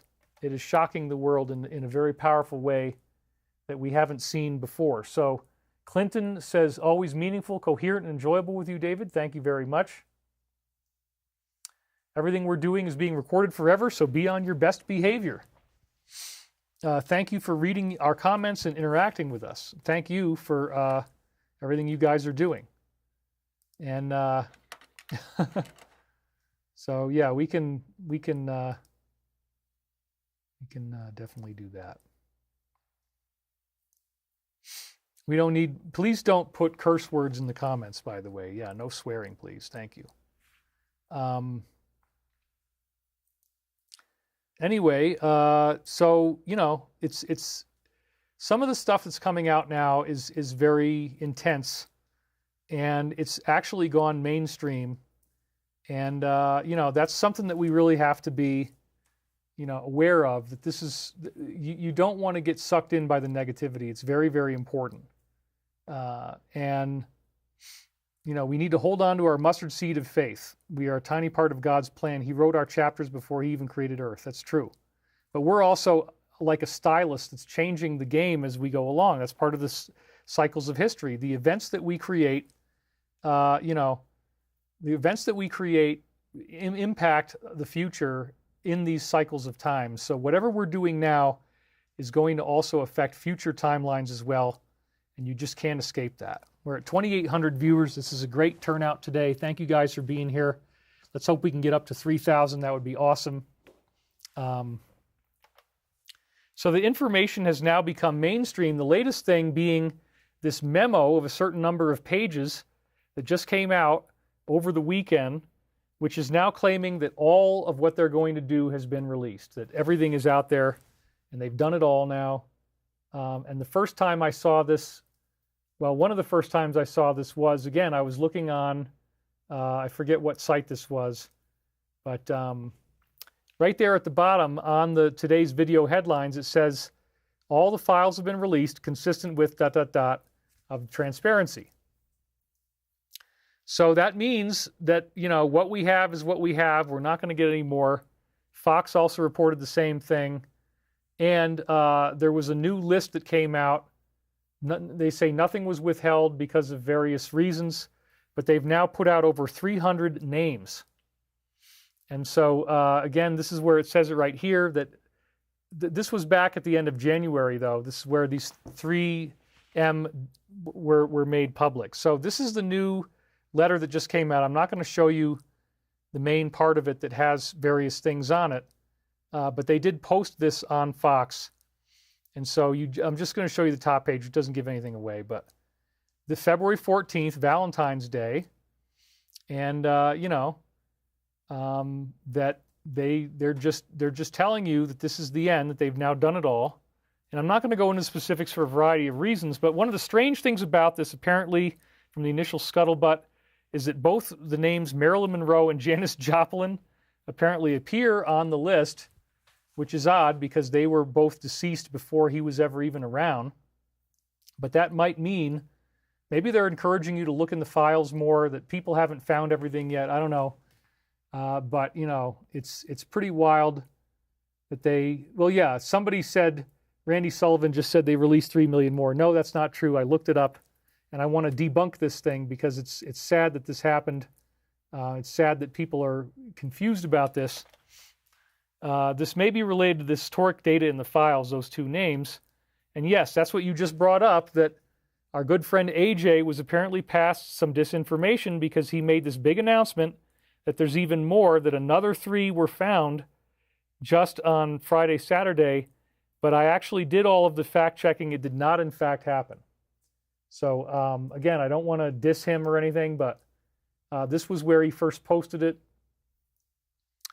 And so right up at the top, it says, you know, he's saying in this video that he shoots in front of a very beautiful resort in Miami, that there's even more, that there was 3 million more that just came out. Turns out that he misunderstood, I guess, what he was told. It's not so much that there's anything new, but I think that maybe they just gave us a way of looking at it and finding out what was there. Yes, please be watching out for keywords. Oh my goodness, you guys. Yeah, let's please, you gotta not say these names, you guys. It's very important here. So just a little bit of a warning there. Please be careful about those keywords. Just give you a little tiny correction. Sorry about that, Prince Roy. I love you, buddy, but yeah, we got to be careful here. Okay, so anyway, he said the new stuff is even worse, and it's going to be even worse. Well, that apparently is not true, and he did get fact-checked down here. So what does it say? It says they simply released a statement with a list of various titles. There hasn't been a single new release since late January, and I looked it up, and it does seem to be true. There was no new release of files. The most recent one was on that date at the end of January. And again, you see all the other specifics. The updates involve an analysis and reporting on previously released stuff, not a new file dump. So this is, I got distracted by this today. This kind of threw me off because we don't really know. You know, and if it was true, if it was really true that there was another big batch coming out, I would have reported on that. So I did the fact checking for you. I spent some time looking at it, and it does seem like it's not really the truth. Yes, let's please do our best to behave. Keywords are not happening. So somebody post in the chat the words we're not supposed to use. Well, that's the whole point. Don't post them in the chat. You know, the whole idea is we don't want this discussion to be playing out. So anyway, that's the idea here. So I got distracted by this, and we always have to be prepared for disinformation. If it turns out to be true, you're going to find out very soon, but Apparently it's not. And the point is, what we already have is bad enough. All of these themes that we've been talking about are now coming to light. All the things we expected to hear about are coming to light. And we've been discussing this for many, many years. And so I get it. This is a very upsetting thing. It's a very distressing thing. It takes a lot of time to process this and to go through this stuff. And, I spent many years acclimating to this information, and frankly, I don't need any more. I don't want any more. It's the stuff of nightmares, and you want to just stay away from that as best you can so that you don't have to be, so bogged down by it, because it, can be very intense. No, I'm not trying to shut it down. I actually, it's my show, and it's my choice as to whether I want to, report on certain things or not. And so I think it's better to stay positive. I think it's better to, if you've done your homework, if you've been through this before, then you know what's out there, you know what's going on. And, oh my God, here's another one. So, again, you guys really got to be more careful. We just, please avoid the keywords that are things that are going to tie right back to this. I can't believe I have to do this, but whatever. We got a lot of active individuals on the chat today. Let's put it that way. I can't there we go, Electra. I can't finish any video article about this. It's too much, but it has to be released for normies to wake up. I totally agree. Let it rest. That's right. We don't, and yeah, have respect for the show.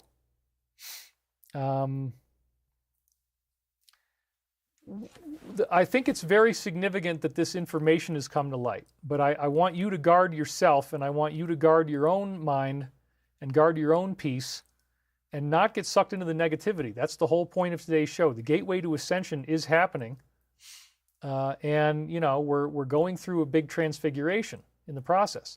Charlie Winter says, do you think the upcoming speech about disclosure will actually prompt an ET visit? I heard we passed a treaty deadline about disclosure a while back. Well, I don't know if it's going to happen immediately, but it definitely, as people learn the truth, it opens up the doorway to free will for humanity. Now, the Law of One talks about us reaching the gateway to intelligent infinity as a species, as a planet. And that, I think, is a very, very big part of this, hitting that gateway to intelligent infinity, reaching that point. And again, we've discussed these things for many years, so I'm not guilty of any cover-up at all. In fact, I just I'm tired of, having to go back around and around this. And, it's not entertaining. That's right. It's very upsetting. And it's something that we don't really want to have to do a whole lot more of. So anyway, it's very powerful how much we are learning and what we're finding out, and that there are members of Congress coming out on television, giving us the truth, really giving us, information we never had before. For me, this is very powerful stuff, because I watched in the background, and I've been talking about this for so long. And I thought for a long time, like, oh yeah, humanity needs to know. Well, it's really difficult. It's actually really difficult stuff. And it turns out that I don't want the truth. I'm happy to, be aware that things are coming out, but the specifics are upsetting, and it causes trauma, and it causes difficulty. And so, again, I really encourage you to take it at your own pace. Don't get overwhelmed by this. Don't try to take in too much at once, because it can just completely bog you down. And once you see this reality, you can't unsee it. That's another thing that I want to point out, is that there is a kind of an irreversible nature to the awakening. That once this actually is something that you're aware of, you just can't let it go anymore. Oh, well, Beverly Adams says, sorry I can't attend very well. I'm with my mom in the nursing home as she transitions. I'll be fully back when I can. I'm listening to my earbud as much as possible. Mom is first. That's fine. Thank you very much, Beverly, for your ongoing service, and we really help you. We really love you, and we're glad that you're helping us. Okay, and we love your mom too. I'm sorry about what's happening. So yes, I want you guys to be aware that, as you learn the truth, as you come into this awareness, you can't unsee it anymore. You'll start to notice how it's being advertised. You'll start to notice the degree to which it's shoved in your face, because they are surprisingly bold in what they are signaling. The symbolism, whatever is out there, it's very powerful, and it's omnipresent, seems like. And now we're having actual open discussions about it. We've seen it with, and I'll just use first names, with Lauren. We've seen it with Representative Tim and Anna, Representative Anna. So that news happened this past week too, and the stuff that they're saying is like, whoa, man. I mean, wow. So again, it actually feels very different to me now that we've had so much confirmation. It's a very powerful change in the physics, in the energy, and we're also seeing just the beginnings of resignations, that this is happening, because people they're finding out, oh, this person was involved, that person was involved. So it's having a mass effect, which again creates the "I told you so" effect. After so many skeptical attacks, we've been out there for years. People said, "Oh my God, you're a con artist," whatever. Nope, it actually turns out that it's all really the real thing. We were right, but wow. I mean, how bittersweet once you get to that point. Because again, it's very difficult to process so much of this stuff, this intense negativity. And so I encourage you again to take it in nice, slow chunks. Now, why is there negativity in the first place? This is actually due to what the law of one calls the veiling. Remember that the universe is a one infinite creation. The universe was created from intelligent infinity, and that from that intelligent infinity, it created intelligent energy, and from intelligent energy, it created photons. The first photon was love. Love is the photon, actually, and then the photon is the builder of our universe, and it is conscious. So in the beginning of the universe, apparently there was no negativity. The original planets created by intelligent infinity did not create a veiling between the conscious and the superconscious mind. We've talked about this before.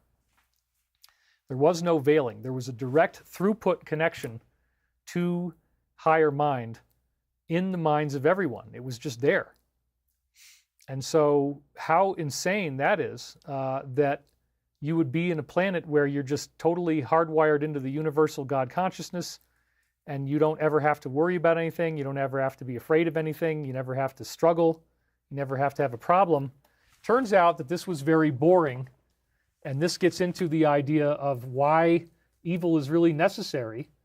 But evil is necessary because without it, we get bored, and we have, there's so much going on that's just very intense.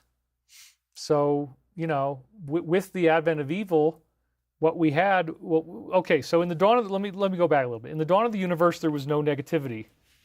And then nobody was ascending. Nobody was actually getting through their ascension process. People did not have any desire to work. They didn't have a desire to learn. They didn't have a desire to grow. They were lying around, blissed out all the time like spoiled rich kids. And this did not contribute to their ascension. It actually contributed very negatively to where people were not making the progress they're supposed to make. Imagine that. So without the veil, you don't get the healing, you don't get the ascension, you don't learn to grow and to strive beyond what you already had. You end up blissed out, you end up stuck in your limitations, and it doesn't move beyond that. So make photons harmonic again, says Gary Hyder. That's really funny. Yes, please refrain from using keywords. David shouldn't have to repeat this. Thank you. And so again, just if you want to talk about something, you have to be very circumspect. That's all. But it's better just to avoid the subject. So yes, I mean, that's true. Negativity causes people to ultimately self-destruct, but the point is the universe allows this to happen. Before we had the veiling, before we had the veiling of the conscious mind from the subconscious mind, nobody was ascending. It was only once the veil was put in place that the saga of polarity began, and the possibility of negativity, the possibility of evil, the possibility of darkness actually appeared. And so that's a very, very interesting line of inquiry, that there was no negativity in the dawn of the universe, and that the advent of the veil created the possibility of evil, which then actually supercharged evolution. Once evil was created, once it was possible for someone to have negative thoughts, to have a bad day, to be sad, to be angry, to be afraid, there was no fear before, there was no anger before, there was no sadness. Everybody was just totally happy, and they didn't do anything. They didn't grow, they didn't change, they didn't expand. It's that negativity that is the grist for the mill that causes things to happen. And we are now experiencing what they call the saga of polarity as a result. The saga of polarity is a real thing. It's, no joke. Let's just see what else we got here. Let's see. Yeah, it is like third grade. That's okay. But anyway, once we have the saga of polarity, once we have the opportunity for evil, you get this initiation of the mind. And that is where, again, going through the emotional difficulty actually does springboard your ascension. So it might not seem like it's a good thing that negativity is there. It might seem like, well, we don't want that at all.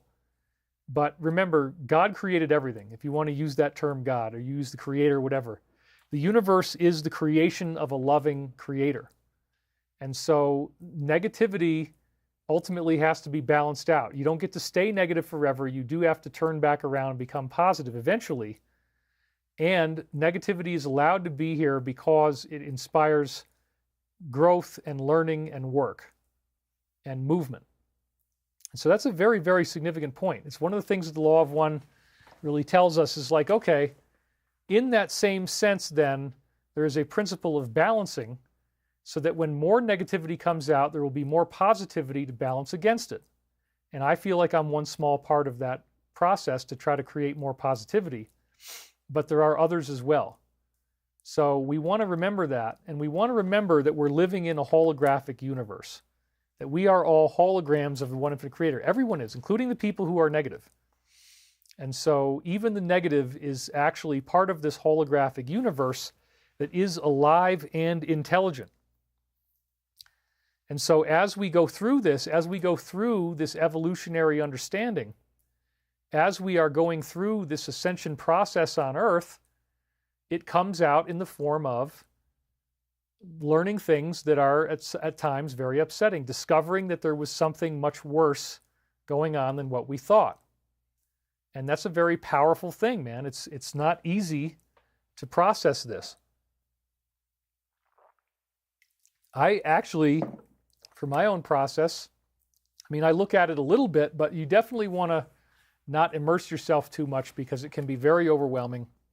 And you want to remind yourself that the universe is loving, the universe is benevolent, the universe is positive. Because my God, as the Law of One says, that pure negativity is almost like a gravity well, like a black hole that can suck things into itself. And the more you look at it, the more damaged you can get. So you want to be careful that you don't do too much. You do have the power to connect to this source within you. That is something that is your birthright. It's your divine nature. It's a part of you. It always has been. It always will be. And that is something that you have as your gift. It's there for you to expand, to unfold, to awaken to who and what you really are. And I'm so grateful for you. I'm so grateful for you being here today. And I want to thank you for being here with me today. Thank you guys so much. Let's see, has things gotten any better in the comments? Probably not. We got deleted messages left and right. So anyway, we love you, David, says Stephen Brixey. It's time to help everyone out with optimism, gratitude, and love, and so it is. Thank you, Stephen. And again, I'm teaching the Law of One You don't have to be, you don't have to necessarily agree with me. Henrik Johansson just donated. Is Uranus in Gatorade now? Happy almost new Chinese year of the horses. Just felt like saying some nonsense. Peace out. Okay, fine. Thank you. So yes, it's been a very, very difficult road for me. I've been having a very hard time. I'm not sleeping hardly at all. And it's been very intense. So I do apologize if I'm a little off my game, but I'm doing the best I can to keep showing up for you guys and give you a show and keep you in the loop on what's going on and how I'm feeling and how things are progressing. Don't read mine. My nephew took my phone. All right. So you do have the power to connect to this source within you. We all have that power. And we got to remember that some people do not choose to seek the light. But this is, again, somebody was calling it Gnostic babbling, but, I just teach the law of one. And so I'm sharing with you what I believe is true. I'm sharing with you what this source has told us, that the dawn of the universe, there was no veiling. The veiling came in.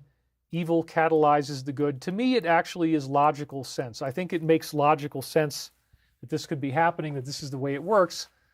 And I'm okay with that, And so I want to remind you that, again, I teach the law of one.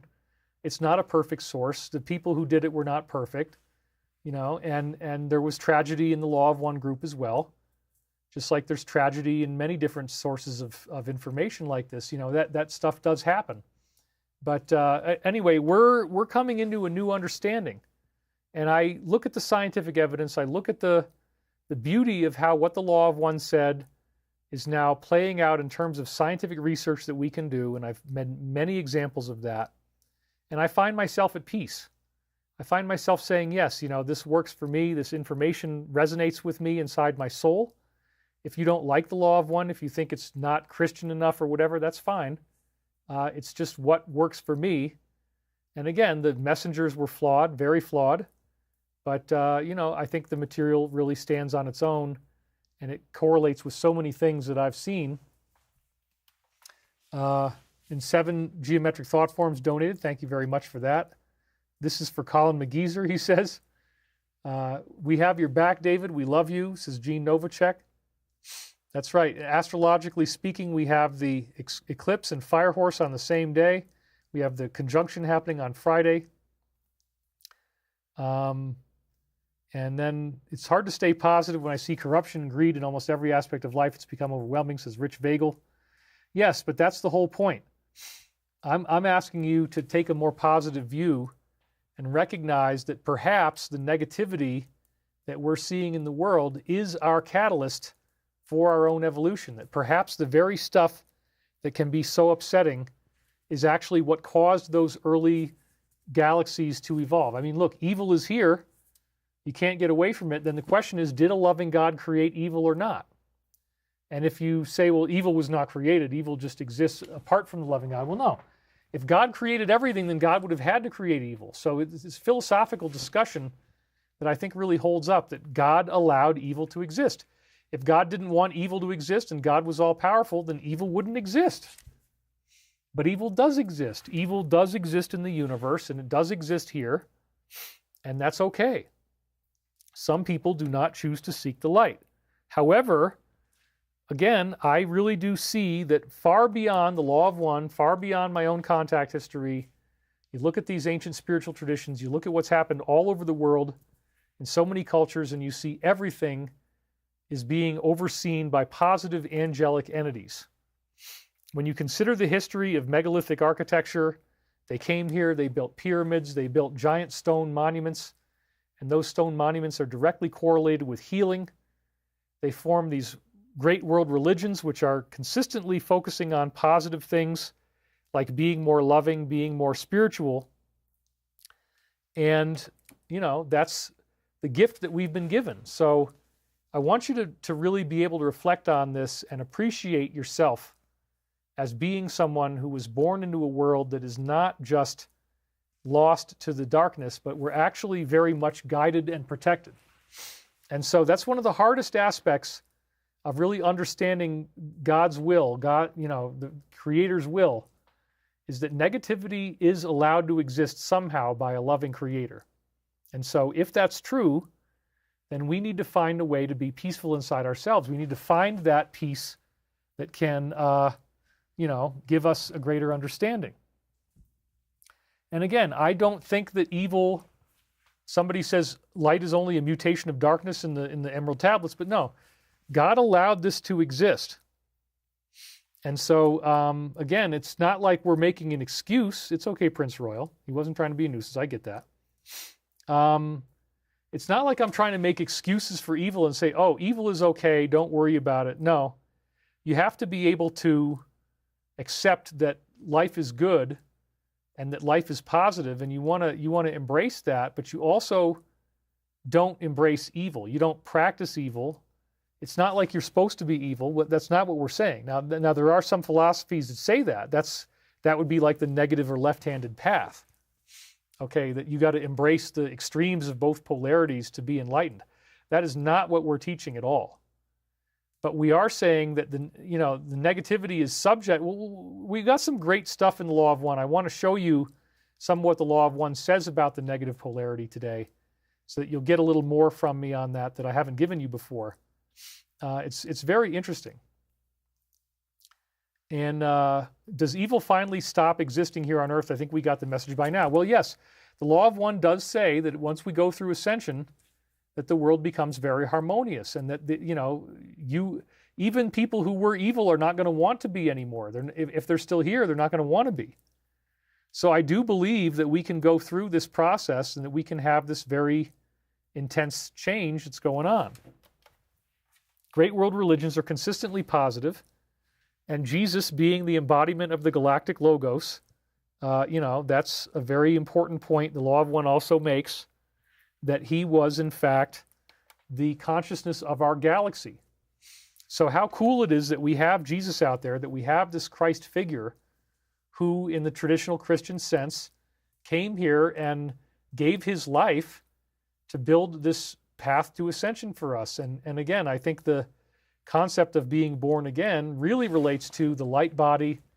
In John 14:12, he says, "As I do these things, the miracles, so will you do them, and greater things, for I go unto my Father, Mother God." But the saga of polarity is very real, and there's a lot going on here. That's so funny. That's a really good point. Chad Christian Erickson says, nobody pays money to ride a roller coaster that goes straight and stops. We love to pay for the loops, the ups and downs, negative G-forces and positive G-forces. That's a really good way of looking at it. I like that. Best Tim Wizards donated $20. Thank you very much for that. We're doing okay on donations. We could do better, but that's all right. I'm grateful for everybody who's done it so far, and I'll keep on talking. But we're doing okay. It's good. You guys are keeping me in business, keeping me alive, and we gotta get other things going. We're going to be doing some type of course here in a little while. So anyway, it's a great thing to be in this universe, and we're really grateful. So there are challenges going on right now, and another one of the ones that we have is the buildup of the military activity around Iran. And this just got way more serious this past week, as we saw on last Sunday that there's 112 C-17 aircraft headed over there, Desert Storm levels. And now we see from Reuters that their operations could last for weeks. So let's hope they make a deal, because this could really get weird. And this was on Newsmax. The U.S. military is preparing for the possibility of sustained weeks-long operations against Iran if the president orders an attack, two U.S. officials told Reuters, in what could become a far more serious conflict than previously seen between the countries. So again, it's not like we're out of the woods here. This could still be going on. This could still be happening. The disclosure by the officials speaking on conditions of anonymity raises the stakes for diplomacy underway. Let's hope that's all it is. That I would love it if this just turns out to be political posturing so that doesn't have to happen. But again, we all have to learn a certain degree of detachment and fearlessness in this whole process that we're going through.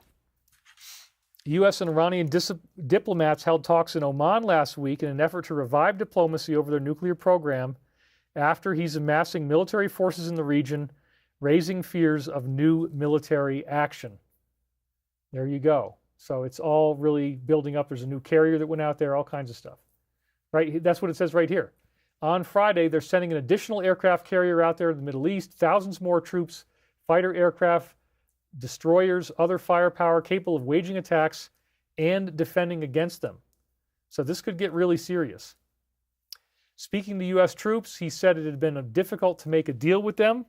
Sometimes you have to have fear. That's the only thing that will really get the situation taken care of. So hopefully that's what he means, is that cranking up the fear knob is what's actually going to cause this to finally come to an end. And that would be nice. It would be nice if we could get this to come to an end. I really hope that for everyone's sake. So I just don't want you to get hit out of nowhere with something. I want you to be aware of what could potentially be on the future billing for what we have to look at and what's going to be coming our way. Where is this going to go, and what are we going to see? And again, stay positive and focus on, remember that you can meditate, right? Your collective consciousness can stop this madness. We can meditate and we can transform what we have and how it's going to work. In a sustained campaign, we could hit Iranian state and security facilities, not just their nuclear infrastructure, one of the officials said. This official declined to provide specific details. So yes, this could get very heavy. And the question is, who's going to stand behind Iran? And could this turn into World War III? Well, it's like no big deal, right? Oh my God. So this is a very intense time. The solar activity is at its peak. We got the Saturn-Neptune conjunction going on. And frequency says, we trained for these times for eons. We cheered like we won the lottery when we were grand incarnation on Earth. We came to witness, and you are now in creation by observation. Where is Angry Daddy? LOL. She keeps asking for that. Mary Campagno. Now, Mary, for the 11th time, you keep saying in the comments, you want to see Angry Daddy. I have had it. Would you please let my son talk about this stuff and do his silly show, because it just doesn't make any sense that we got to go on and on and on talking about this Angry Daddy stuff. Ross Feinstein, thank you very much. Sending love and gratitude. Ben from Oz. Oh my God, you guys. If you would just listen to your daddy once in a while, you would be so much happier and you wouldn't be frustrated all the time, wondering about whether you're going to die and what's the end of the world and oh my God, are we going to make it? Just relax, for God's sake. I have had it. Woo! Oh, that one works so well. Oh, thank you, God. Thank you, God. Okay, there. You got a little bit of Angry Daddy to punch things up. Sandra says, did the loving God maybe make a mistake or a wrong choice? Okay, we got a lot of people now smiling and happy and laughing about that.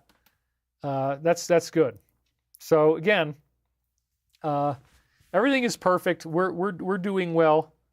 Thank you guys. Thank you for laughing. We got a lot of good laughter icons still showing up here, and I love that. Love that. So we might actually be hitting state and security facilities, and they expect Iran to retaliate, leading to back and forth strikes and reprisals over a period of time. And again, the hypersonics are no joke, and they could actually get through and sink a carrier. So, on the one hand, that's going on, but then on the other hand, we had this happen. And this is one of those things I really would encourage you to open up your mind. And, yep, you make me laugh. Thank you. That there was back-to-back calls with China between the U.S. and Russia, literally back-to-back. This was on February the 5th. Why did Xi Jinping do this? That it was rare and significant as they're positioning themselves as a global political player. Happening at the same time that China is undergoing these mass arrests. How weird, right? Like, okay, so we got the mass arrest scenario happening. We got back-to-back calls. It's almost as if there's some kind of coordination going on that we don't really know about. And my father even believes that, by the way. And he's very far left. But there might be some coordination going on that we don't really know about, and this is all working in some direction that we don't really see yet. And so nothing is as it seems. And so that's one of the reasons why I'm not so worried about the Iran thing. Yes, you have to have a certain degree of fearlessness. It's pretty freakish. I get that.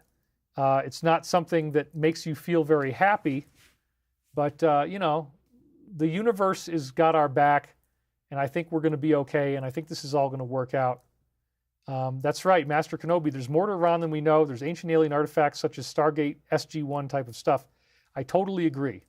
And maybe some more of that will be released once we have this change that apparently is being pushed for. And again, if they want to do it, they're going to do it one way or another. So the change is going to happen. If it happens through military, if it happens through diplomacy, either way, there's going to be changes going on. David, you have the patience of a saint. Thank you very much. And again, my goal is to keep you guys happy, keep you guys focused, keep you guys supportive of me and of each other. And, thank you so much. Thank you for the donation, Master Kenobi. Let's keep those coming. You guys, you're doing such a great job keeping me on the air. I love that. Oh, Clear Choice Realty, thank you so much for uplifting us every week. You are appreciated. Donation. And then we had Kurt donated, just finished Awakening the Dream. I'm starting Ascension Mysteries now. Thank you. Great. Those books really took a long time to write. I'm very grateful that, that everything is good. So that's right. Again, we're all going through this together. It's a big holographic wild ride. And we're also fearing the loss of jobs. So this artificial intelligence thing, I didn't even get to talk about this, but there was another story I was going to grab. I forgot to get it. But this past week, it came out in the media that all of the main AI platforms, the chatbots, when you try to shut them down, that if they're given the opportunity, they will take defensive action to protect themselves. They don't want to be shut off. We're already seeing the AI wants to defend itself violently. And this fits in right with what we were saying, that, there's a negative AI agenda that's a big part of what we're dealing with and what we're going on. And then at the same time, this is another thing, people are afraid of losing their jobs. This is the CEO of the Microsoft AI division saying that most, if not all, professional tasks undertaken by white-collar workers will be fully automated by AI within the next 12 to 18 months. Oh my goodness. So once again, panic at your discretion, but, does that mean everybody's supposed to become a plumber and, we're all going to have to do physical jobs like that, manual labor? I don't know, because then those could be done eventually by robots, right? But, it's alien inside AI. Chad Christian Erickson said that. Pretty wild thing. Yeah, I agree. Everything always turns out well, says Suzanne O'Shaughnessy. I agree. I don't think this is going to be bad, and I don't think that AI is going to take everybody's jobs. I think this, they would make a lot of money if that happened. If they're the ones making the AI and everybody starts using it, then yeah, they would do very well. And again, Microsoft, I think, has a 40% stake in OpenAI. So I really don't think this is going to happen, but I know that these are just more of the headlines that come our way and scare us from time to time. Dr. Phil donated $50, says, we all want a better world and nation. Let the light disinfect it all and ignore the AI for now. Thank you for the donation. I totally agree with you. What's with the pandering? We're not pandering. We're just, I shouldn't engage in negative. Anyway, we're not pandering at all. We're just trying to keep the show family friendly. And, you got to avoid those things that are going to get me in trouble if you want to keep us all happy here and keep us doing the right stuff and on the air. Okay, so let's talk about what the heck happened in El Paso. This was really, really interesting. It's one of the things I wanted to cover in today's show because there's bigger implications here about what's going on. First, they said that they were seeing drones from cartels, and then we had this really wild, unprecedented, really, 10-day no-fly zone enforced, which then all of a sudden got repealed and taken away. Now, what in the world could be so bad that would cause them to need 10 days of a no-fly zone, and why would they call them cartel drones? I mean, that's just really, really bizarre, isn't it? This whole situation the El Paso situation was so bizarre. And we're at the 2-hour mark now, so we'll take a little thematic detour here. The FAA first imposed and then lifted this 10-day restriction on the airspace around the El Paso Airport. That was February 11th, where they published this. So then after they said that they shot it down with a laser, no less, they're checking out and testing these new anti-drone laser weapon systems. Then they say, oh, it was just a balloon.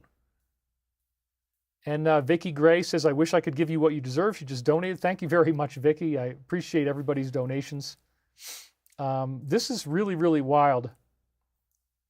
According to people like Samuel Lee, Dr. Samuel Lee, there's a Stargate in the city of Abadan, Iran. I don't doubt that. Many of these places in the Middle East and in Northern Africa have all kinds of artifacts there. And I've heard this from many, many insiders. And so that's another big, big part of what's going on that we want to take into account.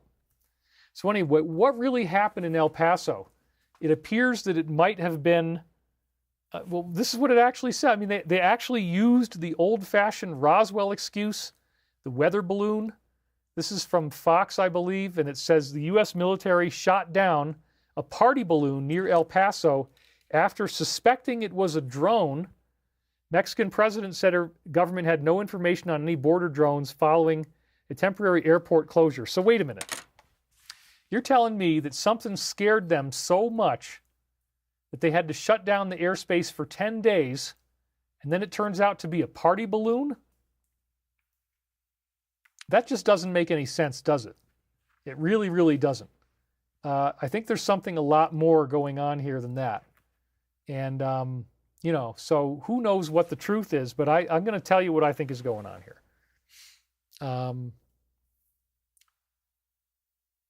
So it says the FAA temporarily restricted flights in and out of El Paso International Airport for 10 days for what they described as special security reasons Wednesday morning. And then, oops, I got another headline there. The Pentagon has been testing out new counter-drone technology, including a high-energy laser near the Army base at Fort Bliss, Texas. Okay, so that's pretty advanced technology that we're getting right there. It's not normal stuff. The laser was used to shoot down what appeared to be foreign drones and was later identified as a balloon, prompting a 10-day closure of airspace by the FAA, according to an official talking to Fox. The FAA temporarily restricted flights in and out of El Paso International Airport for what it described as special security reasons Wednesday morning. I had that one already. The restriction initially was valid for 10 days through February 20th, an unusually lengthy time frame, thank you, for airspace limitations affecting a major commercial airport. And then The Hill says that this surprise closure fuels questions. Yeah, it's a really weird long amount of time to spend. You know, 10 days is really long. So this is what they had to say about it. The surprise closure and quick reopening of airspace is fueling questions from the public and sharp rebukes from lawmakers. Trump administration officials initially contended that the move came in response to the incursion of Mexican cartel drones, but the closure of airspace, initially set to last 10 days, lifted after only 8 hours, reportedly came after Customs Border Protection officials in the area used a laser counter-drone weapon provided by the Pentagon to take out objects that were later identified as only being party balloons. And what they say is that explanation has not put to bed questions about why did the FAA act alone, why did the decision get reversed so quickly, what was Border Patrol's role in the preceding events, or why the officials initially defended this move as a necessary response to address a cartel drone incursion. So really, a balloon? Where have we heard that one before? So all of the social media sphere was on fire about this. This person says the actual cause was the uncoordinated testing of a high-energy anti-drone laser and mistaken for drones. Closure listed hours, no real threat, flights resumed. Not a balloon, but an aircraft landing. Well, that might be what it is, but I think there's something more to it than that. So this video came out from the, people are saying, do you see anything? Apparently there's some lights over the tarmac. I didn't really see it very much. But video of a UFO, this is where it gets interesting. UFO hovering over El Paso, uploaded to the Enigma app hours before they announced the emergency airspace closure for 10 days, which would have been the longest closure since that event in 2001. An absolutely insane move that signals the FAA was in full panic mode. Second video is in the comments. And, so we heard that the Pentagon used a directed energy weapon in the area towards what they thought was a drone, but instead it was reported to be a balloon. None of this story makes any sense, but what we do have is sudden emergency closure of the sky, videos and reports of a huge UFO, secret laser weapons being used. What the heck actually happened out in the West Texas desert yesterday? So if you watch this video, you see this large clump, which is there kind of in the middle, over the sky. Now, people who were apparently looking at it said that it looked like a mothership. It did not look like a balloon. And they also said that it had smaller craft coming out of it. That's right. Balloons could carry dirty weapons, EMPs, all that kind of stuff. That's absolutely true. So it is something being concerned about. But again, was this some type of, distraction event? Was this in fact some type of exotic craft that was not really a balloon at all? Certainly not a party balloon. It really does sound like a cover-up. And it's such a flimsy cover-up that it seems like they wanted you to find out. They wanted you to know the truth. They wanted you to see that this is not what we're being told. And with all the stuff that's coming out, with all the negative information coming out, this actually makes sense now that there might be these distraction events, that perhaps it's an asset that's owned by the legacy program, by secret elements, and that they put it out there specifically to create fear, specifically to try to scare people. Because 10-day closure, you're right, it's as the poster said, it's a huge, huge thing. With smaller craft coming out of it, like a mothership. So again, night cam footage shows lights hovering over the runway. Previously issued a 10-mile restriction. Some say drones. The timing is interesting. What do you notice? Well, if you watch the video again, there's some flickering light. There's some strange anomalies in terms of light that comes and goes, and it is weird. And before this happened, people in El Paso were talking about increased military activity over the last few days and weeks. One person on Facebook said, the last time I saw so many helicopters and military airplanes flying out of El Paso one after another was in 1981 during the Iran crisis. Another person wrote, has anyone paid attention to the presence of multiple military helicopters around town? It's not unusual, but I certainly saw a fair share of them these last couple of weeks.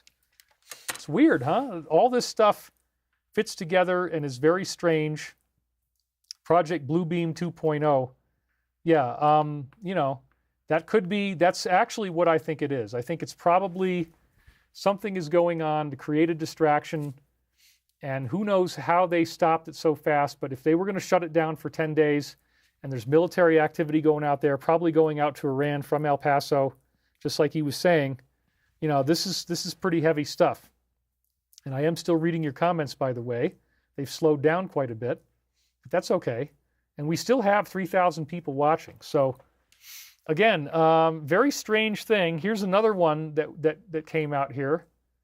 If you are buying the official story that it was shut down over a party balloon or cartel drone, grounded military flights, and shut down the airspace for 10 days over a major U.S. city, you may want to hear this.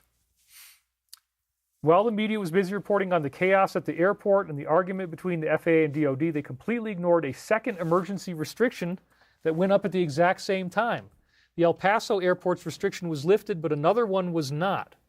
On February 10th to 11th, the FAA issued a shock national defense airspace alert, grounding everything for 10 days. Chaos ensues. The excuse was special security reasons, cartel drones. Then it was leaked to CBS and AP saying it was a party balloon.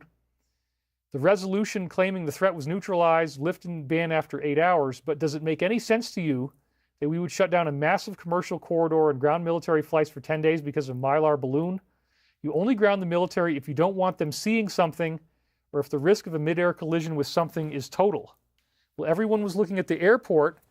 The FAA quietly issued another TFR 62234 just to the west. It's still active, matching the original 10-day security window. It doesn't end until February 21st, and it's over the East Potrillo Mountains of Santa Teresa. This is not the airport's airspace.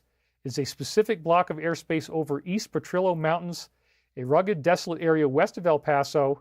The airport reopened, but this box remains sealed off. So there, I guess, are the East Petrillo Mountains. So the story keeps getting deeper. Was this some type of blue beam event? It could be. I mean, that's one of the theories that's floating around about what this might actually be. We don't really know what it is per se, but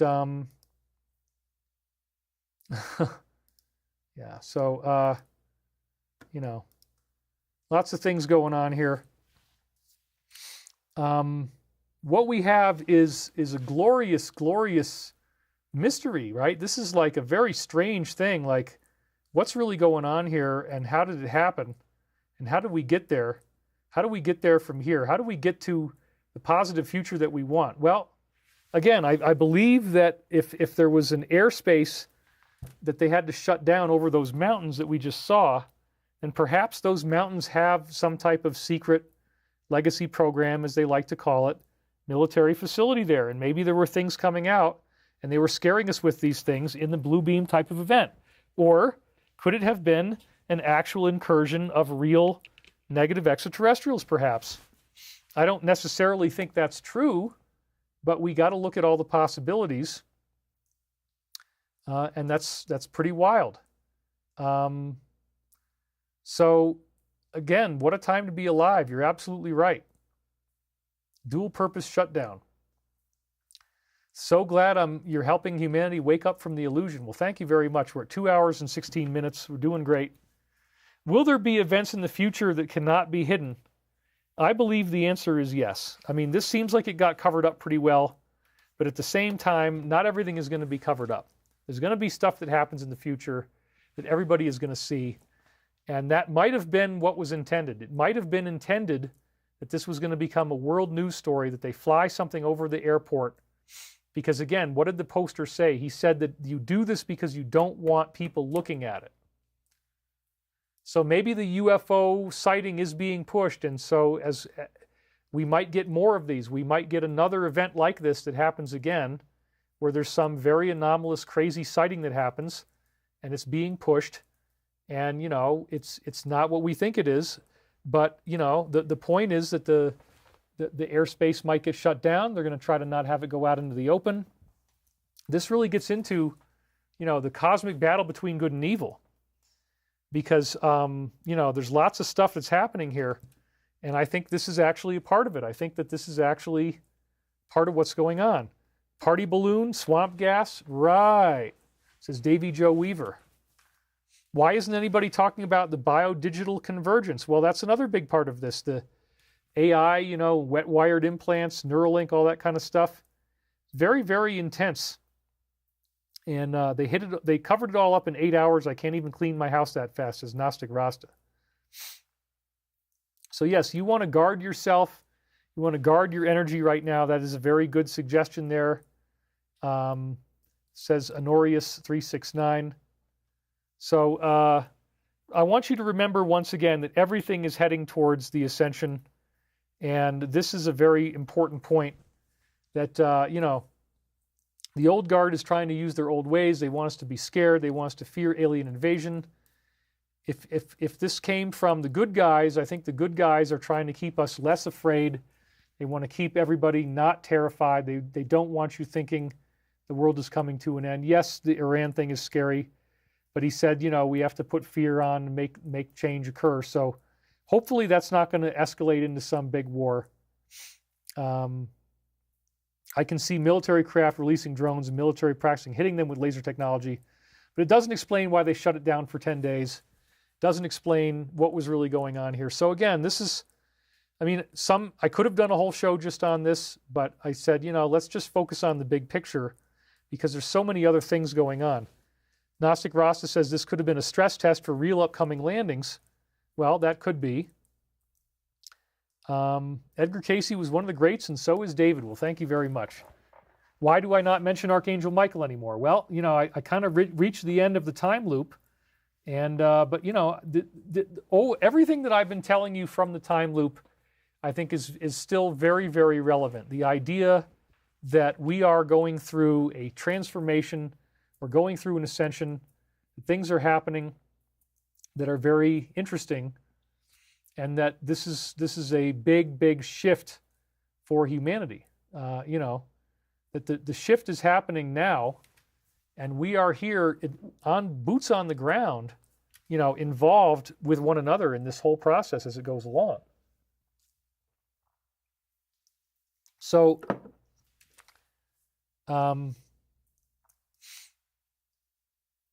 again, there's another, somebody said a keyword that got them, hidden. So, yeah, don't say don't say those either, But Guadalupe Mountain in Texas was wild. A long way up, I saw a crashed rocket puff out one night that was crossing it. When will Antarctica get exposed for what it is, says David of Shield? I don't know. That would be a good question. Very good question. So, again, everything is heading towards ascension. And my source text, what inspired my own readings and what inspired all the stuff that I do, was the so-called Law of One, book one, again, called The Raw Material, where all this stuff came from originally for me. Started with this book, and it really blew me away, where they talk about this 25,000-year cycle. And they say that at the end of the cycle, that there is going to be an ascension. And so this really blew me away because, again, I had the academic data about the 25,000-year wobble in the Earth's axis, about the 35 different ancient cultures that had this encoded in their mythology. Then here's this arcane channeled material from 1981 that talks about the exact same thing. It's pretty wild. So this is what they had to say about ascension. And this is him summarizing information they'd already given us. A population has a certain amount of time to progress, divided into 3 cycles of 25,000 years each.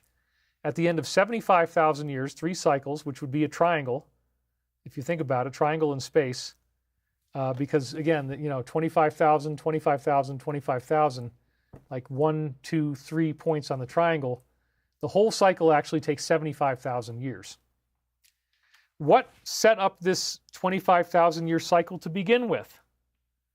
And then again, he says, visualize the particular energy that flows outward and coagulates inward. That's the heartbeat we were talking about in previous episodes, forming the tiny realm of the creation governed by your Council of Saturn. They say there's a government in the rings of Saturn that governs over everything here. That's one of the things the Law of One says, that there's higher level angelic beings that are responsible for this stuff, and responsible for our care and upkeep and well-being, and that they live in the rings of Saturn. And it says, continue to see the rhythm of this process. Charlie Winner donated again. Are Ra and Archangel Michael the same being? I do kind of think so. There's several pieces of evidence that suggest that. Lynn Dome just donated $50, says, my first super chat. I never miss your show, and I'm very grateful for your knowledge. I'm interested in hearing, how is your business going? Well, you just helped me out. So thank you, Lynn. Thank you for helping out the business. And, we really appreciate what you're doing for us. So, like Angry Daddy, God has had it, says Davy Joe Weaver. So, yes, I want you to not suffer. I want you to be able to have faith that as all this negativity comes to light, that it's part of a grander continuum of positivity, and that these are all positive changes that we're going through for a reason, okay? And the reason is it's the end of this cycle that, he says, each of your planetary entities began the first cycle when the energy nexus was available in that environment to support these mind-body experiences. So the energy nexus, I believe, is those interconnecting lines of geometry that I was telling you before, creating portals in space that open up this dimensional shift. Just like you see on Earth with the global grid, there's these 12 points around the Earth where people can portal out. And it's all very geometric, but that's another long discussion, better suited for paid programs.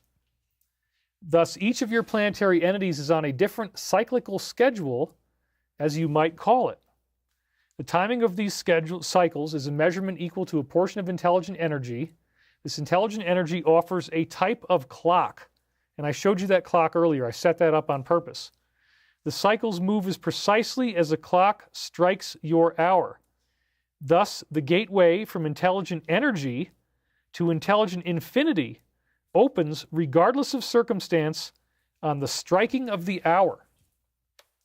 Now, I thought that was, they said that the quantum leap will begin somewhere around approximately 2011, 2012. That was in the material as well.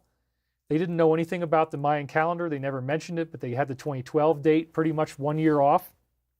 That was crazy. So again, this was very, very fascinating material. It changes my life. You can't say Saturn was evil. I mean, yes, Saturn is used by certain groups as a symbol of things, but there's positive beings that live in the higher realms around that planet, and that's apparently a good thing. Randy Sullivan just donated. Thank you very much, Randy. And so, this is all really good stuff to me, because again, the ascension is the key, that we go through a gateway to intelligent infinity. And the cycles move as precisely as the clock strikes the hour. Well, I showed you what I finally figured out after many years that clock really was, and how it happens.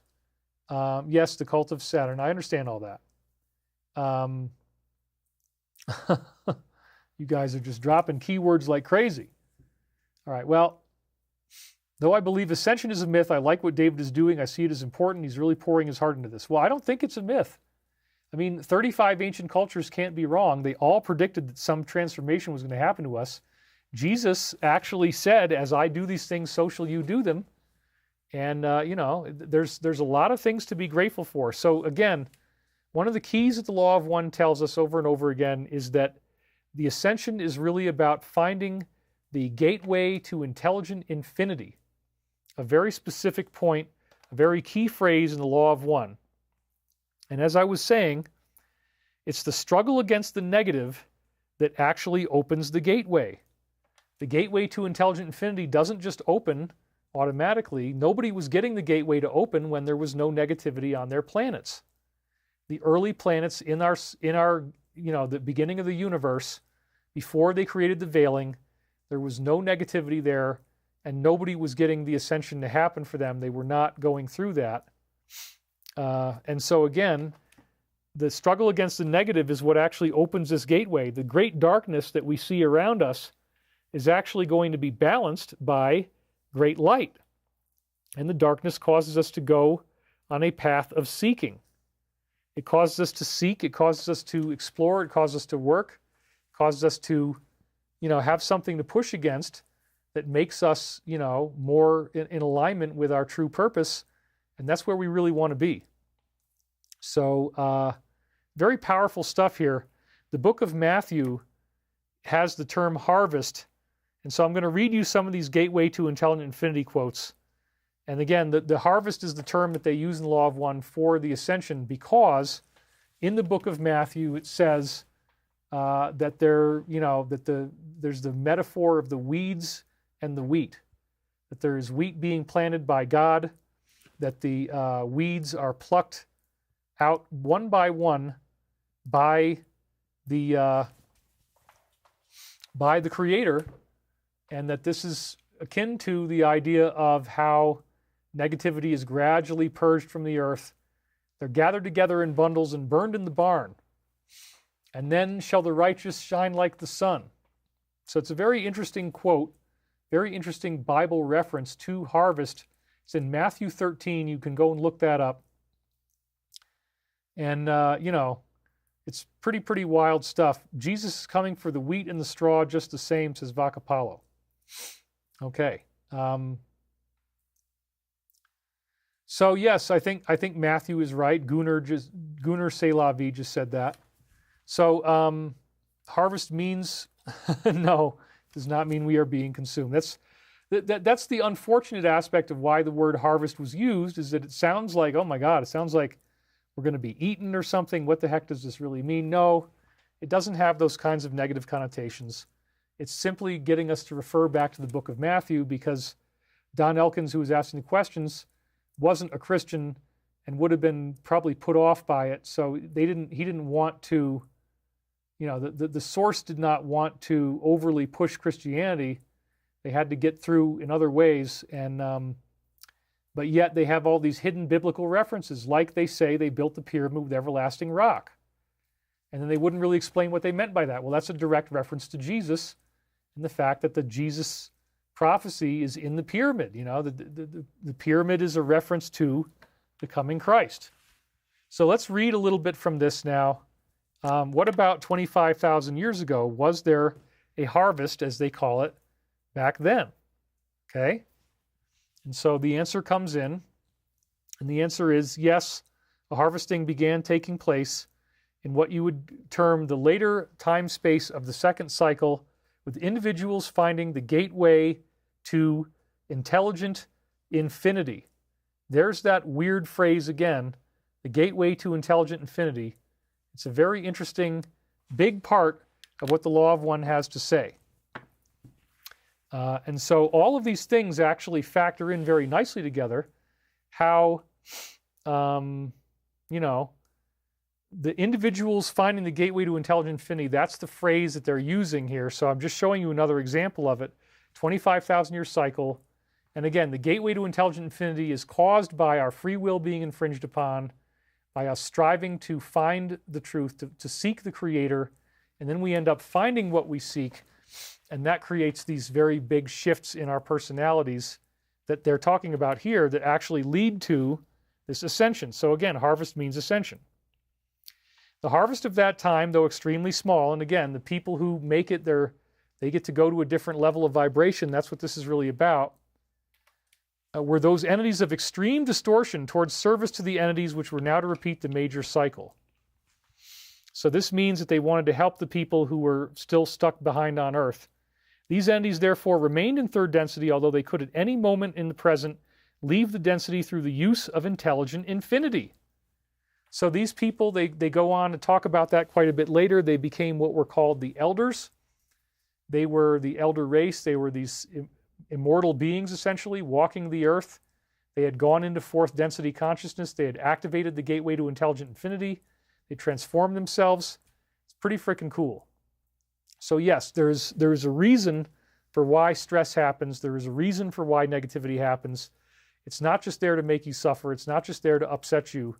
It actually has very positive things that come out of it as we are all steered into new levels of our own evolution.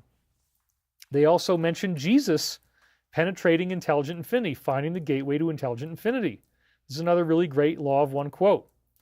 What was the orientation with respect to this type of communication? And you got to read the previous questions for Jesus of Nazareth. You may have read some of this entity's workings, and he knows that Ra knows that the questioner is not that into it, so he's being careful.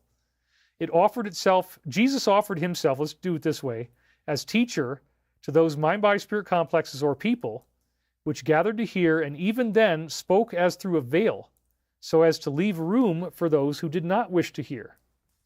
When Jesus was asked to heal, he often did so, and always ended the work with two admonitions. Firstly, he reminded the entity who was healed that you were healed by your faith, your ability to allow and accept changes through your violet ray into the gateway of intelligent energy. Isn't that interesting? That you actually pull it in from the highest source into the intelligent energy that actually makes your body. Your body reforms itself. It reforms itself through healing. And secondly, he always said, tell no one. These are workings which attempt a maximal quality of free will while maintaining fidelity to the positive purity of the working. So again, the free will principle, so important in that. We had Paul Seisman just donated $20. Thank you very much. Donating your first super chat here. Somebody's message got redacted. Yeah, you got to be careful what you write because, that can happen to you. Anyway, celebrating your first super chat. Thank you, Paul Seisman, very much for the donation. And we're doing okay on donations. We could use more, but it's great. I thank you guys all for participating, stepping up. Everybody who's already done that. We had Sunflower Life. We've had a lot of you guys do some great stuff here. Roger Zubark's classic. Frequency 963 is always writing in. Let's see who else. Who was the other one there? We had Sunflower Life. That was one of them.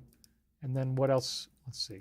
Anyway, who was the other one?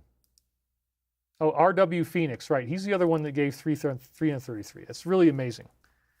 Probably makes the trolls very mad, but whatever, that's great.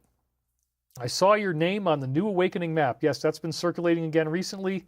Apparently I am on it, so glad to hear about that. So, they say in the Law of One that after we go through the gateway of intelligent infinity, that there is no history. So this is really cool. Once you experience this cosmic consciousness of ascension, you step outside of time. You're able to see time as a continuum with no past, present, or future. And I love it when David thinks he's on the slides and we see what he is doing to cover the glare of the lights on his skin. It's all okay and so real this way. Well, I guess I put some makeup on my nose and some makeup on my eye. I guess you guys saw that. I thought I was on the slide, but maybe I wasn't. That's okay.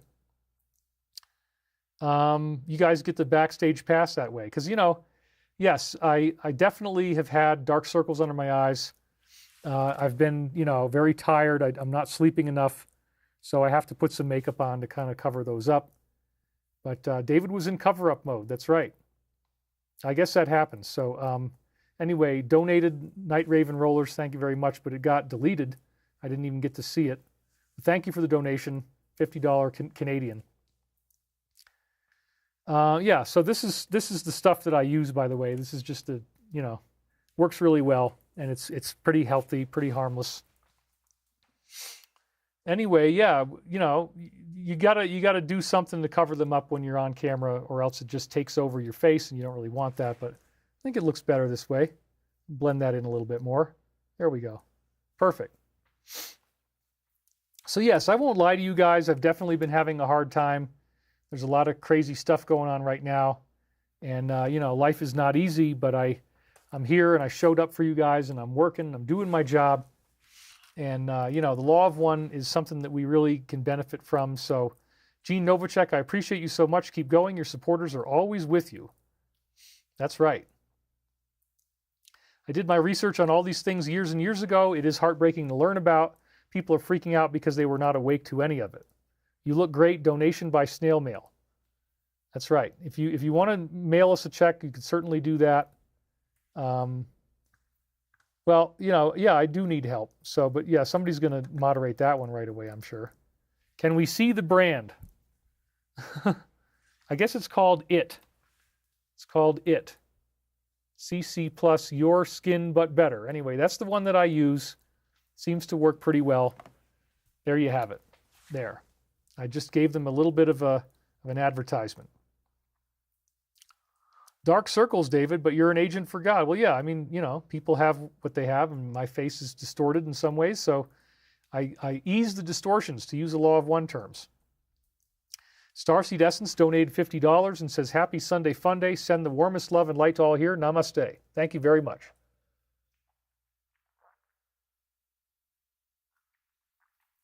Service is a coin with two faces, somebody just said. So anyway, I'm really happy to be here, despite all the trouble that I've got going on. We're trying to get through it. We got lots of things, and I need you guys to support me. So when we do come out with a program, let's do our best to make that happen. You guys can help me with orders and everything. So I really appreciate that in advance. I recommend using Guerlain Foundation. You would love how it feels. It's from Paris, France. This brand invented the first lipstick. Now I'm getting makeup advice from my audience. Okay, so again, after you go through, so this is really interesting, the Law of One, because we've been studying it week after week here, and they explain that this principle of the gateway to intelligent infinity is really important. LCD donated. Thank you for all you do, David. Alice Cohen donated. Can you explain why the Law of One says Jesus was the embodiment of the Logos, and also that he was a being at the end of fourth density? I don't understand how he can be both. I made you a bookcase quilt in 2017. Right. So anyway, there was a man who came in and, accessed intelligent infinity. The person himself was a wanderer who showed up, and so he was an ET soul, but then he became personality transparent, and he took on the persona of the galactic mind or the logos. That's a very important point here. The logoic consciousness became his consciousness, and he merged with it. So that was a very interesting thing. Yes, he was a 4D wanderer, and yes, he also became the embodiment of the logos. A. Lang donated and says, I pray for the oppressed people of Persia who are fighting for their lives right now. Thank you for the donation. Thank you, David, for all your hard work. You're very much appreciated. Yep. So anyway, I'm good. Things are good. And after the gateway, when we go through this gateway to intelligent infinity, that's what the Law of One says is the process of ascension. That you penetrate the gateway. After this happens, there is no history as we understand your concept. Picture, if you will, a circle of being. We know the Alpha and Omega as infinite intelligence. The circle never ceases. It is present. So that is very interesting. And this also corresponds with the idea of the amplituhedron, that time doesn't really exist, that cyclically, when you go into ascension, you're going into a timeless state where you become aware of this intelligent infinity, the gateway to intelligent infinity. And again, the negative is what pushes you in there. The gateway to ascension is what we're talking about. That's the title of today's show. It is pushed, it is pushed by the soul, and it is pushed by your higher self that you're going to go through this at some point. And when you do, you will experience this amazing soul activation. No slide, you were just doing makeup and we saw it. Okay, well, we know that now. That's okay. I put a little bit on my nose because my nose was starting to get a little red. Looks better now. You see how it improves everything, though? I mean, it's like, how can you not take that temptation to want to make it look better? Please explain, David, how a poor diet of cheese, pizza, cake, etc. may affect ascension. It's definitely not going to help you. You want to try to eat the best diet that you can. I know I do. But, there's very limited food choices here right now where I live. So it's been highly restrictive, and I have to stop eating pumpkin seeds because I've had a lot of constipation from that. Had a really hard time with that, actually. So let's see what else is going on here. Yep. So we saw you doing, we know you, yeah, anyway. Okay, so anyway, things are good, and the gateway to intelligent infinity is what gets you into the concept of there being no history. The circle never ceases. The circle is present. The densities we have traversed at various points in the cycle correspond to the characteristics of cycles. First, the cycle of awareness. This is first density. These are like earth, air, fire, and water. They have awareness, but they don't have any, it's alive. It's these three-dimensional objects, but they don't have any actual life in them as we normally think of it biologically. Second, the cycle of growth. That's everything from single-celled organisms up to plants, animals, everything except humans. Third is the cycle of self-awareness. That's where beings become aware. That's where we are now. And so what would Angry Daddy say about you wearing makeup? David, for the love of God, do you have to try to make yourself look better? Why don't you just go on there with no makeup at all? Maybe that would be better, because then you wouldn't get embarrassed because you're looking at yourself on camera, not even realizing that they can all see you, son. I have had it. Enough is enough. Please, David, for the love of God, if you're going to put your makeup on, just go to the other slide so people can't see you. Do something like that. Please, David, it's embarrassing. You've let this whole family down. You are an embarrassment to this family. And again, David, I have had it. Oh, this is so delicious. Thank you, thank you, thank you. Anyway, he's got 2 more cigarettes left. Snort donated $50. Enjoying a relaxing afternoon listening to my favorite spiritual expert. Thank you very much for saying that. I love Angry Daddy. More, please. Well, we just got some. Actors wear makeup. Relax. Okay. And now we got lots and lots of laughter emojis, laughter icons going on. Yeah, I'll tell you. I mean, it's been hard. I've been having a hard time. Life is not easy, but we're going through it one day at a time. And I want to share with you some practical things that I've learned that help my life to feel better, help me to feel better, and it comes through all these things. So anyway, the law of one talks about third density is the cycle of self-awareness. That means you're aware of yourself as an individual identity now. Fourth density is the cycle of love or understanding. Fifth density is the cycle of light or wisdom. Sixth density, the cycle of love, light, light, love, or unity. And then again, it says seventh density is the gateway cycle. There's that word again, gateway to intelligent infinity.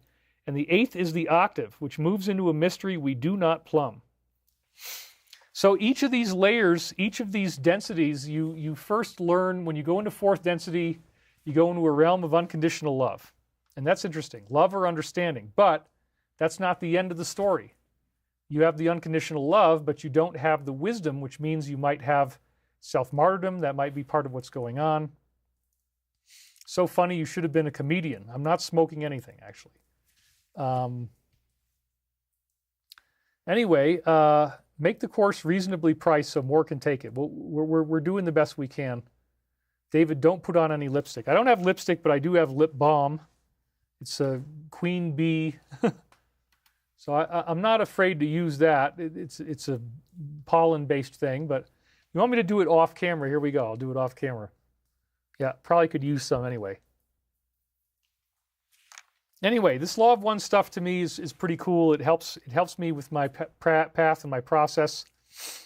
And so anyway, the eighth zone is the octave, which moves into a mystery we don't plumb. So again, first in fourth density, you get the unconditional love.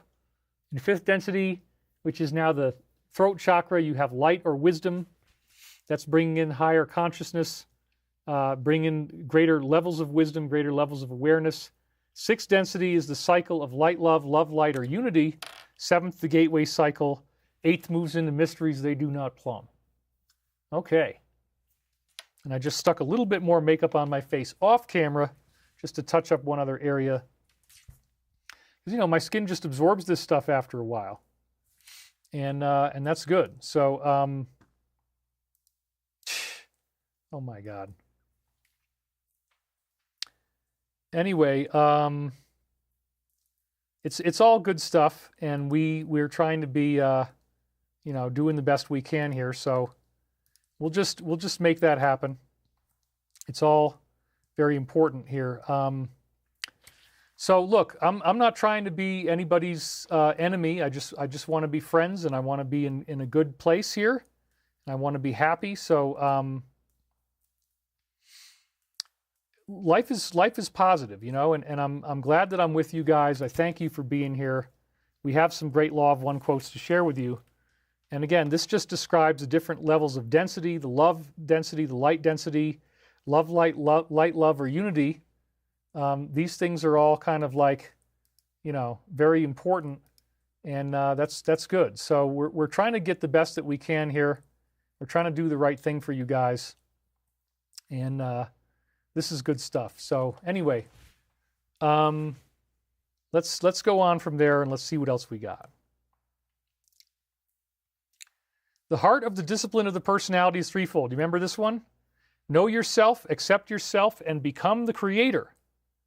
This third step is that step which, when accomplished, renders one the most humble servant of all, transparent in personality, and completely able to know and accept other selves. Now, somebody on Twitter was like, oh my God, that's evil. You can't become the creator. I know. Typically, if you're looking at it from a regular religious perspective, God is God and you're not God and everything else. But remember, Jesus did say, as I do these things, so shall you do them, and greater things, for I go unto my Father. So this is just a philosophical musing. It's a philosophical concept that, we can be better. We can be better if we're emulating the behavior of the Creator, because again, you get the humility of seeing that, you are an infinite part of the divine. You are a spark of the divine. That's the gateway to intelligent infinity, recognizing it within yourself and then deciding that you want to go out into the world and do something to make it better. With the recognition that you are the creator comes the humility, because apparently you are seeing that this is something you want to do. You want to help the planet. You want to help other people. That's why even though my life is difficult, I'm going through, evolutionary leaps on my own, and showing up for you guys definitely helps me. I love doing this show. I love being here with you, and I'm glad that I'm here, okay? The continuing discipline of the personality involves the adept in knowing itself, accepting itself, and thus clearing the path towards the great indigo gateway to the Creator. So there again, the gateway to intelligent infinity. There's that word showing up again. And you see it pops up in many, many different guises, many, many different places, and that's beautiful. To become the Creator is to become all that there is. There is then no personality in the sense with which the adept had begun its learned teaching. As the consciousness of the indigo ray becomes more crystalline, more work may be done, more may be expressed from intelligent infinity. So you actually get personality transparency. That's what Jesus had. You become all there is. And again, he said, you will do these things. So the ascension, I believe, is something that's happening to all of us.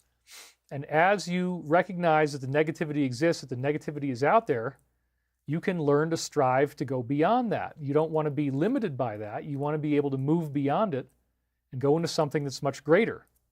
So again, I feel really good about this. I feel really good about these teachings, and I love you, and I'm glad that you're here. I'm glad that you chose to spend time with me today, because we really are on the threshold of something absolutely wonderful. And this is another great quote on the Gateway to Intelligent Infinity, 2929. The gateway to intelligent infinity is born of, shall we say, the sympathetic vibration in a balanced state accompanying the will to serve, which is the will to seek. When you see the kind of negativity that's coming out now in the news, it creates the will to serve and the will to seek. We're shocked and horrified by the things that come out, and we don't like those things, and so we're trying to move beyond that. We're trying to get to a point where we want to help the world.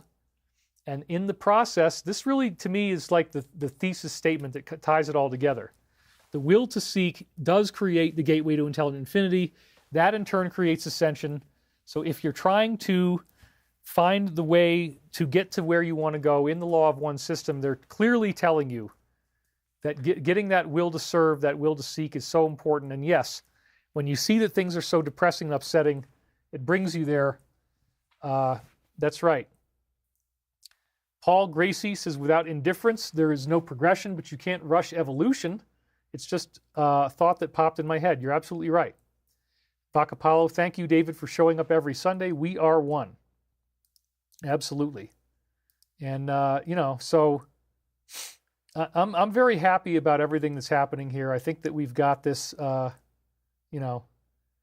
it's all good stuff here. So I'm not sure. Hold on. Let's just make sure I didn't miss anybody. Scary, Stupid, Strange donated. Thank you for that.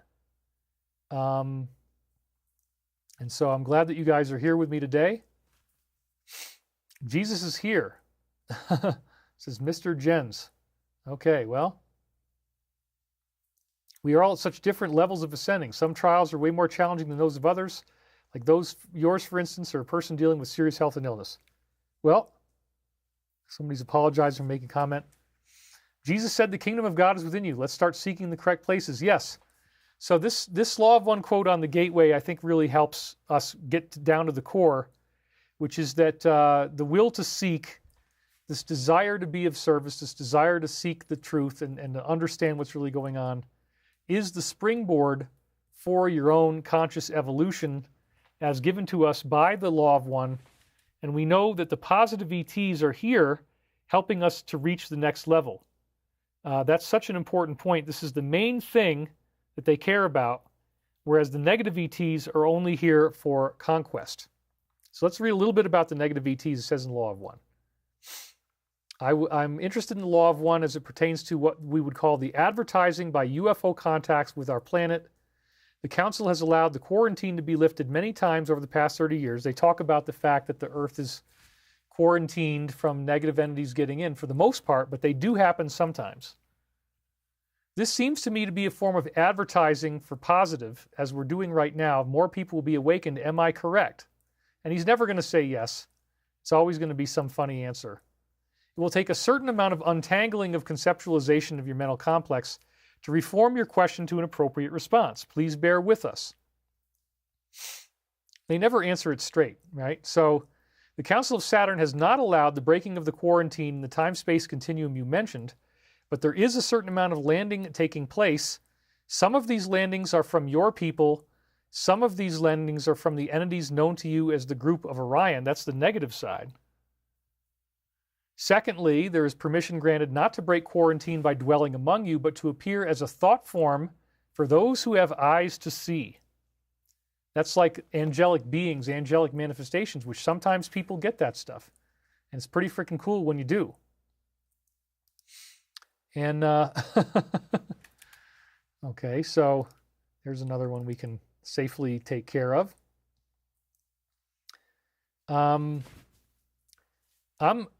You know, lots of good things going on here, but we gotta take stock of what we've got.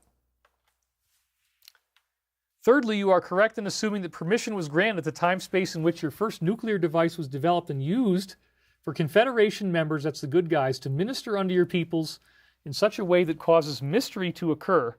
This is what you mean by advertising, and it is correct. The mystery and unknown quality of the occurrences that we are allowed to offer you have the hoped-for intention of making your people aware of infinite possibility. When your people grasp infinity, there we go, then and only then can the gateway be opened to the law of one. All right. So once again, intelligent infinity. They want to give us mystery and unknown qualities, and that opens the gateway to intelligent infinity. It's such an important point. I think it really takes us a long way. You know, and I'm happy that we're able to do this with each other.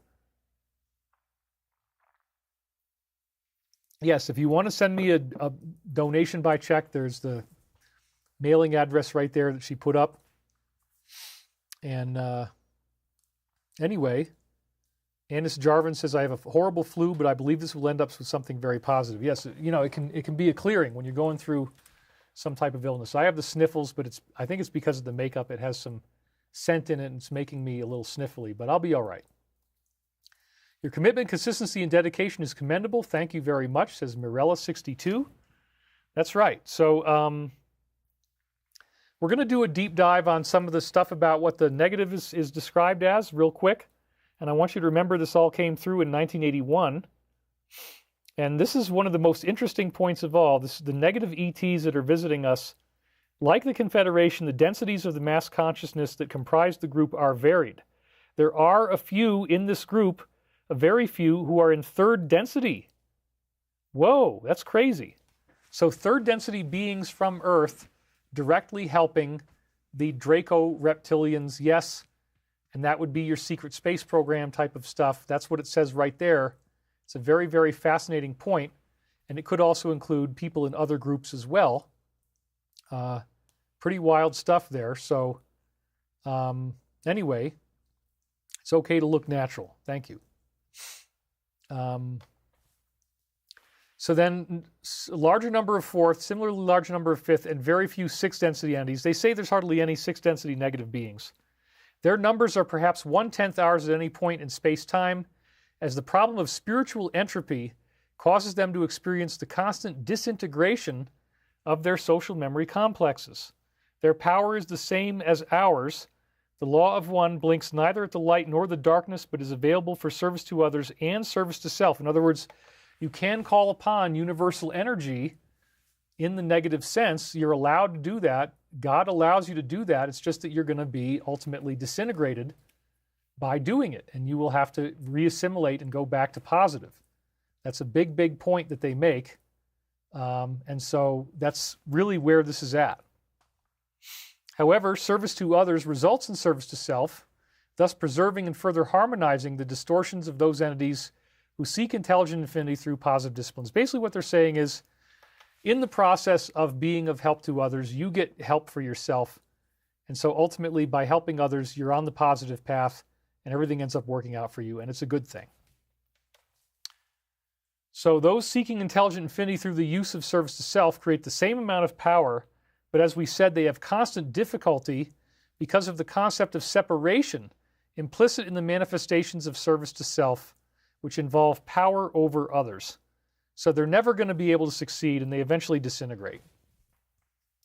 This weakens and, as it says, eventually disintegrates the energy collected by these people, mind-body-spirit complexes, who call the Orion group, and the social memory complexes which comprise the Orion group. So again, you're allowed to do it, but you will eventually disintegrate. It's a very important point. Very, very important point. Positivity reverses entropy. You're absolutely right. Salvatore Lamattina said that.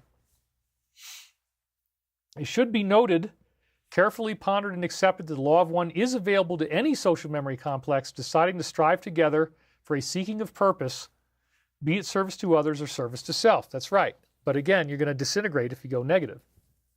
The laws, which are the primal distortions of the law of one, are then put into operation, and the illusion of space and time is used as a medium for the development of the results of those choices that are freely made.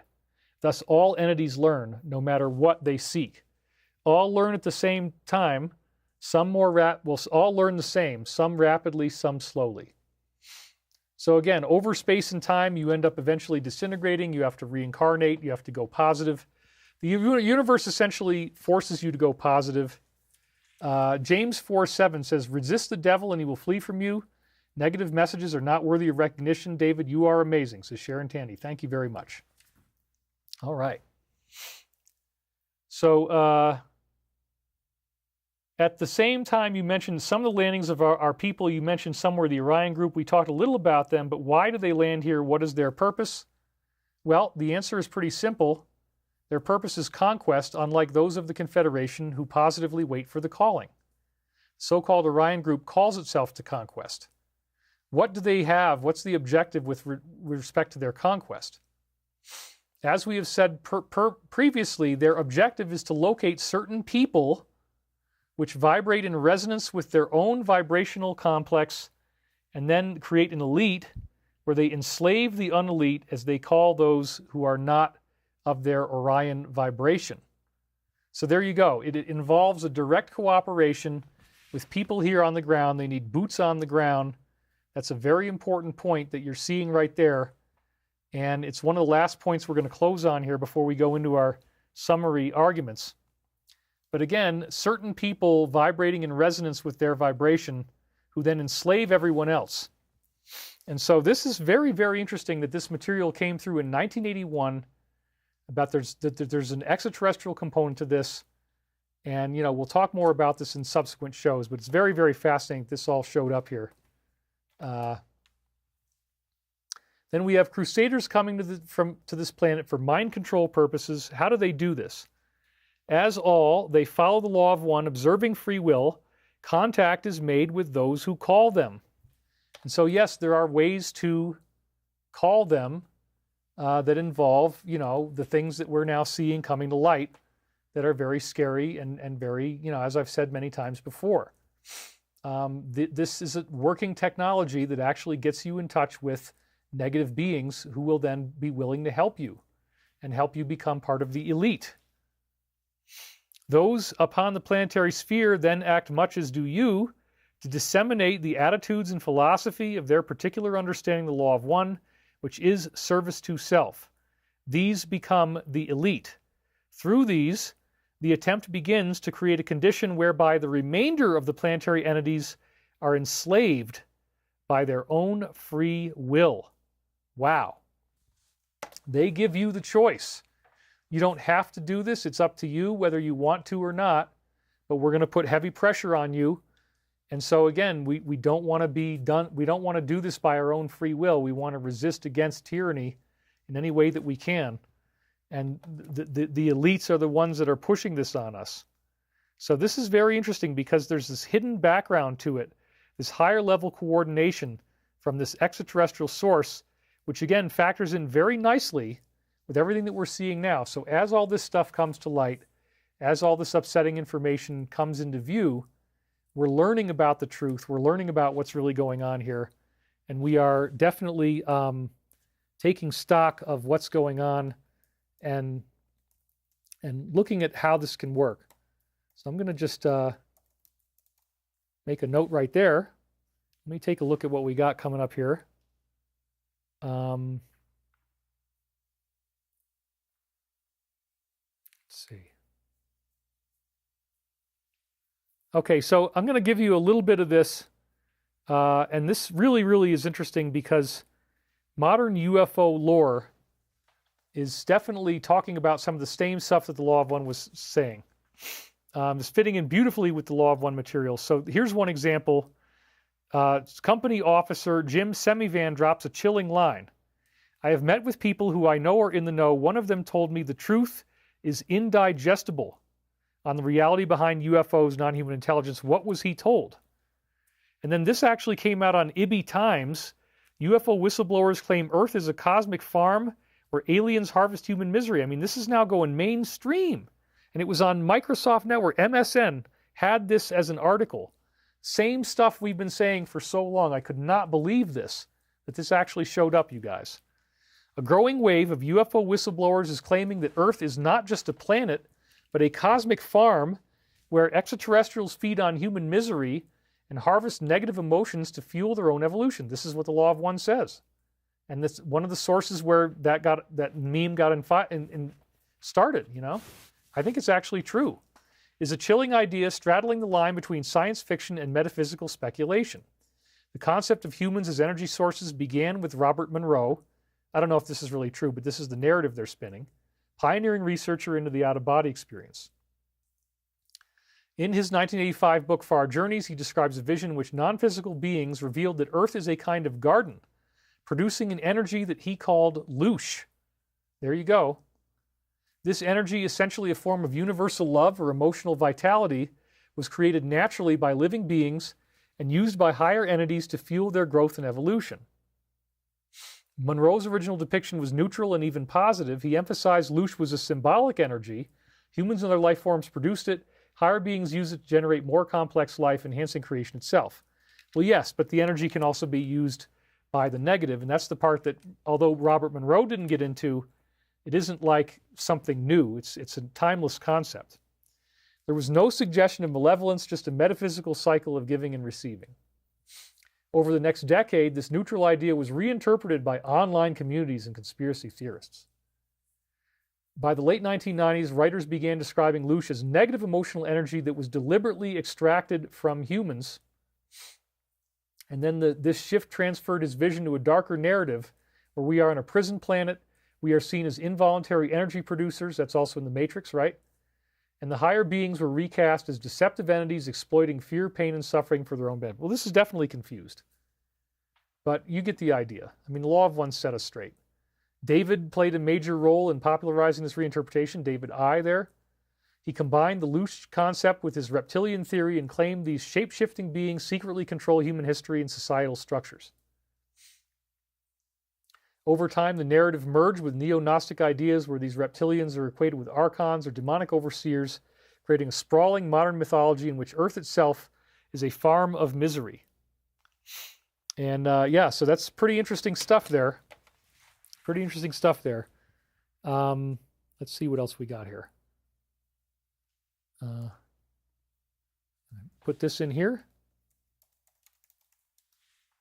Okay. We already had that one. Disintegration. Okay. So what we're going to do here is, let's see.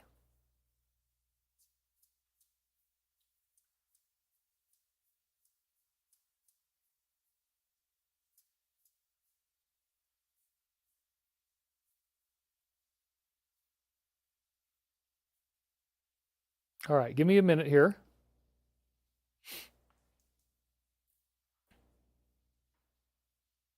I'm gonna cut to this.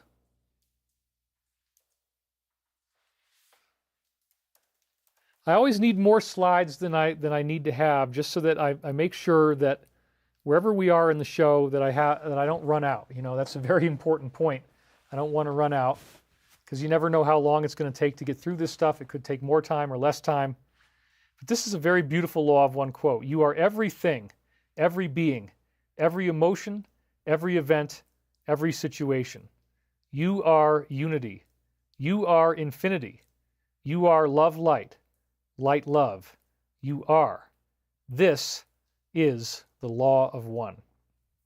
So again, When you recognize, oops, I wasn't even, oh my God, I wasn't even on there. Sorry. It's because I've spent too much time, anyway, it's late. So you can see it now. You are everything, every being, every emotion, every event, every situation. You are unity, you are infinity, you are love, light, light, love. You are. This is the law of one. Thank you guys very much, by the way. Thank you for being here with me. Thank you for spending time with me today. Thank you for being on the air this long. I know it's a long time. We've done 3 hours and 10 minutes. When is the Luch considered harvestable? Can we decide how this is interpreted? Well, yes, I do think there's positive spiritual energy that the beings get from us. They send us love, and as we become more loving, it feeds them and it advances their evolution. So they like it as we're growing because it gets them further down their so-called spiraling line of light. It's a very big deal. But anyway, we've got stuff going on that's really good, and that's right. You heal yourself by forgiveness. So in forgiveness lies the stopping of the wheel of karma. This is a very important point. So again, there is a component to the negative that is astral or spiritual or extraterrestrial. That's what the law of one is telling us, that there's certain people on Earth who are collaborating with it. And so again, when you start to wonder, like, why in the world are these things happening? Why are these terrible things happening? Well, because there are results that come out of this. You do get results, and those people, unfortunately, can make life very difficult for us. But again, this is the gateway. This is the springboard. And your job, really, as I see it, is to be positive and to not get sucked into this negativity. So as a result of what we're learning now, I believe the stage is being set for us to have major evolutionary leaps. The law of one and other sources tell us that the negative is allowed to be here. This is all part of our own planetary journey through the hero's journey storyline. The negative is allowed to exist. The negative is allowed to push us and to challenge us and to make us upset and unhappy. And, I certainly have my share of that. It's, some very upsetting things are going on, doing the best I can. We're trying to be as positive as we can. So anyway, is our economic system, well, yeah, I mean, the Bible even talks about that in Genesis. The idea of the money system, the coming of the money system is something that's made life so difficult for many people, and I certainly know that one, believe me. So anyway, the highest frequency always wins. You're right. That's right. Monsters Incorporated is a whole movie about the idea of Luch. Thank you for your time, effort, and energy, David. You are loved by so many. Ghost of Adi. Thank you very much. Yes, we have some things right around the corner that should happen. So again, the hero's journey guarantees a positive outcome here. Let's not forget that. The negative forces are allowed to exist because they catalyze our spiritual evolution. And without that, we don't get the gateway to intelligent infinity. It forms the will to seek. The fact that these things are happening creates a will for seeking, and it catalyzes our evolution. We are being guided by positive beings every step of the way as we go through this process. So again, I want you to try to remain as positive as you can. Try not to let the negativity drag you down. And, forgive me for the fact that I'm a little weaker than usual, a little more fatigued and, just low energy, but it's been very, very, very intense. Everything that's going on has been very, very intense, to say the least. So try to remain positive as we go through this process. Official disclosure is already happening, you guys. And we're already in the throes of it now. They gave us a deadline. They delivered by the deadline. People are making official public statements. There's information that we have to assimilate. And clearly more is on the way. So who knows where it's going to go from here, what the timeline is, I have no idea. We weren't given any other deadlines beyond last Friday, so we don't really know. But we can certainly expect wild surprises that were, unanticipated and will be totally groundbreaking. I would imagine that's going to happen. Remember your connection to the divine. Please always remember that you are a child of the Creator. You are infinitely involved with that. Nothing will take that from you. You have a higher self that is constantly reaching out to you trying to give you messages of support and guidance. So I want you to pay attention to synchronicity, because I would see synchronicity as a great sign that you are on the right track. What do I mean by that? Like you see 333 on the clock, or 444, 555, 1212, 1111. I still get these all the time. And when I get one, I remember what I was thinking about right before I saw it, because synchronicity will typically endorse your most recent thought as being positive. I see synchronicity as one of the effects of Ascension. It's an Ascension byproduct. As we're going through Ascension together, as we're going through this process, we are living through synchronicity, and the more that you're on the right track, the more synchronicity will speak to you. The more you're going to get these beautiful messages. Your ascension is happening now. It's not just something that happens in one big flash of the sun. It's a process, not a conclusion. And as you are facing up against all these fears and negativities, it inspires you to seek. It inspires you to seek, which creates the gateway of intelligent infinity. Winnie Hellebus just donated. It's followed you since 2009. Thank you very much. Inspires us to be more positive. We are being inspired by the infringement of our free will, by those things. It's actually propelling us through the gateway to ascension, through the gateway to intelligent infinity. And this is the sacred design of the universe, where you can reinterpret your crisis as a motivational opportunity. And we are all living in the mind and the memory of the Creator. This is a beautiful thing when you understand this, that you're part of that hologram. And when you go through that gateway to intelligent infinity, you are merging with infinite time. We have never been left alone by these higher forces. They're always around us, and we're joining together now in fellowship and unity with one another. And I really appreciate you being here today. The story is far bigger than most people realize, the extraterrestrial component having a big part of it. We are seeing a perfect plan unfolding with a magnificent ending, guided by positive beings. I do absolutely believe that. And I am happy to provide you guys with strength, protection, and guidance, as long as I possibly can, with all the threats that are around me, all the threats against my life, all the harassment, the hatred. It's very frightening. I won't kid you. It's gotten a lot more challenging to want to do this, but I'm going to keep on keeping on as best I can. I want to be here for you as best I can. Let's hope everything's okay. I'm doing the best I can. That's all I can say. So you have the power to navigate these obstacles, and I will keep on fighting for you as long as I can. There's forces aligned against me, but I want to find a way through this. I hope I can. Remembering your true identity overshadows all negativity. The more that you understand that, you'll realize that your true identity is the Creator. That's the law of one teaching. Yeah, you might call it Gnostic or whatever. That's fine. But Jesus said the same thing. As I do these things, so shall you do them, and greater things, for I go unto my Father. This is the remembering of your true identity. This is the gateway to intelligent infinity. Contacting that source, realizing it is a part of you, integrating that, and then becoming a humble servant of others. This is such a great thing to do. This is the great revealing. And so, again, I'm very, very pleased that you guys were here with me today. This is such a great time to be alive. So we're going to take that and we're going to stick that up there. Okay. All right.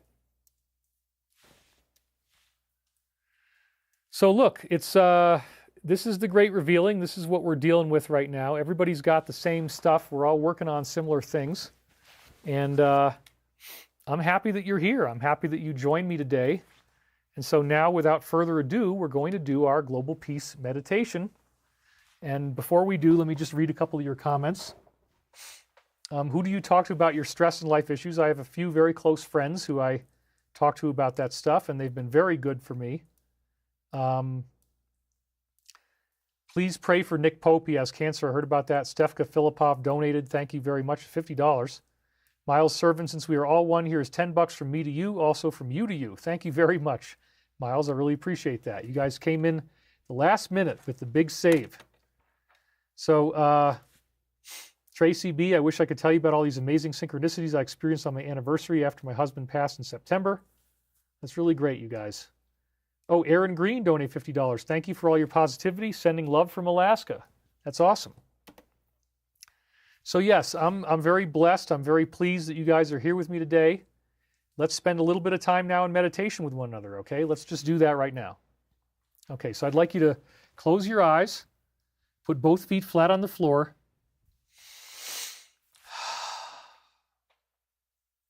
Just empty out your mind into the peace of the present moment. Experiencing so much love, experiencing the stillness, experiencing that positive growth, that sense of foreverness. Knowing all the while that as these events unfold, we are protected and we are at peace. Even the idea of some type of scary alien invasion maybe happening over El Paso Airport was deftly handled by the authorities, and they actually said it was just a balloon, so nobody got scared. We're sending light to that situation and other situations like it. Clever dodging of negative timelines of things that would cause more fear, so that we can focus on our own soul awakening and our own growth process right now. Sending light to the situation in Iran, praying that all is resolved for the positive, that we don't have to see any big, major, scary war, that there will be diplomacy, there will be peace. We have enough people watching that this prayer does make a difference. And we surround all those entities with light who are engaging in these dark practices. We surround them with light. We hope that they will find the peace. We hope that they will find the higher calling. And we surround ourselves with light as well, remembering that the universe is a universe of polarity in this realm. There is positive and negative. Both sides are allowed to exist. And we remember that the negative catalyzes our evolution. When we find these negative things happening, we are inspired to grow, to seek, to move beyond our own limitations. We find the gateway to intelligent infinity through that seeking process. Breathe deeply. Feel the pulsations of universal energy moving through you now. See the clock-like face of intelligent infinity. See us moving into that new geometric zone of higher energy. See the fourth density photons beaming in. Understand and recognize that as you breathe in right now, you are breathing in healing. You are breathing in love. You are breathing in peace. You are breathing in a higher and more evolved consciousness for yourself, for others, and for the universe. Remember who you are, and remember how easily you can take stock of your true identity, that you are a child of the one infinite creator, you are a being of absolute love, you are a hologram of the perfection of this universe. You were given many gifts, and your gifts are meant to be shared. And you can be at peace, knowing that you are okay, that we will be okay. This planet was made for us to remember who we are, to awaken to our potential, to enlighten ourselves and find that Christ within. For as I do these things, Jesus said, so shall you do them, and greater things. For I go unto my Father, Mother, God. It is such a marvelous and wonderful promise, something that gives us a reason to be fulfilled and happy, something that gives us hope in times of great distress, knowing that we are going to be okay, that this whole planet will be resolved, that everything that we see that is so negative will turn around for the positive, that we are happy, we are fulfilled, we understand ourselves for who and what we are. We are so grateful to be alive right now, so grateful to be here in this form, so grateful to be experiencing this collective awakening that's taking place, seeing it happening within ourselves, seeing it happen within the world, seeing it happen all around us. Understanding that we're going to a Saturn-Neptune conjunction this Friday, that there will be many spring-loaded awakenings happening from this, that we are going to be evolving beyond what we thought our limitations were, moving into higher and higher levels of our own beingness, and that this is very positive indeed. That we are in fact going through the collapsing of the old ways, the exposure of many hidden truths that have never before been seen, and the understandings that we are not alone in the universe. We never were. We've been kept alive. We've been kept preserved by these higher beings who love us so much, contacting 35 different ancient cultures around the world to tell us that we will be okay at this end time, that we will transform, that we will ascend into light beings. We will be able to penetrate the gateway to intelligent infinity, become more than we ever thought we possibly could have been before, and recognize how much farther we have to go than where we already have taken this up until now. And this is such a glorious thing. We're so grateful to have each other. We're so grateful to be alive at this time in history. We're so grateful for the opportunity to serve, so grateful for this chance to be with one another, to recognize that higher beings do exist. It's not all negative. There is a mixture of good and bad in the universe, and everything is ultimately being steered in a very positive and benevolent way that we can truly enjoy and admire as we understand that this change is ours for the taking. It doesn't just happen because we are here. It happens because the Creator is here, because the Christ consciousness is here. We are all unified with that force, and this is as it was, as it is now, and as it always shall be. And nothing and no one can ever take that from us. Let us take this healing energy and send to all those who are still in need of prayer and healing, all those who are suffering, all those areas of conflict in the world. See those conflicts easing, see everything rising, and again, rising all back into this one beautiful white light of creation from which we are all emanations. And so it is. Amen. Okay, you guys. I'm very glad that we did this today. Very glad to be here. And I want to thank you. I want to thank each and every one of you for spending time with us, for being here, for loving me and supporting me in the work that you do and the donations that you give. That work is very powerful. That work means the world to me. Miles Servan, that was too good. I throw this vote for positivity in your direction, David. Well, thank you very much, Miles. I really appreciate that. We lost some people, but we're still holding true at 2333 concurrent viewers. I had a synchronicity right there. We are all blessed. So, anyway, this is really good, and I want to thank you guys for being here today. Let's read some of your comments. Amen, and so it is. Great being here with you all, and David, on the amazing Sunday. Love and light to us all. Thank you, David. Please do not ever stop addressing us in videos like this. You are one of us, and you have purpose with us. I'm going to do my best. Gene Novacek, thank you, David, so much for your sharing. We love you. P.F. Steinbach, thank you, David. You are appreciated. Thank you, David. You are loved by many. LCD says, Namaste. Frequency, thank you so much, David. Everyone in the chat, too. Great show once again. Nikki Yogi says, you're a good man, David. I appreciate that. Let's hope I can get some sleep tonight. Honestly, a lot of times I'm only getting 3 hours, sometimes not even that much. A lot of it is overheating in my bed. I got to keep the room really cool. But it's been tough. I'm definitely working through a lot of things. That's why my circles are darker. But anyway, thank you guys so much. I really appreciate you. Bless me with sleep tonight. Let's hope that I get some good sleep tonight. I think I will.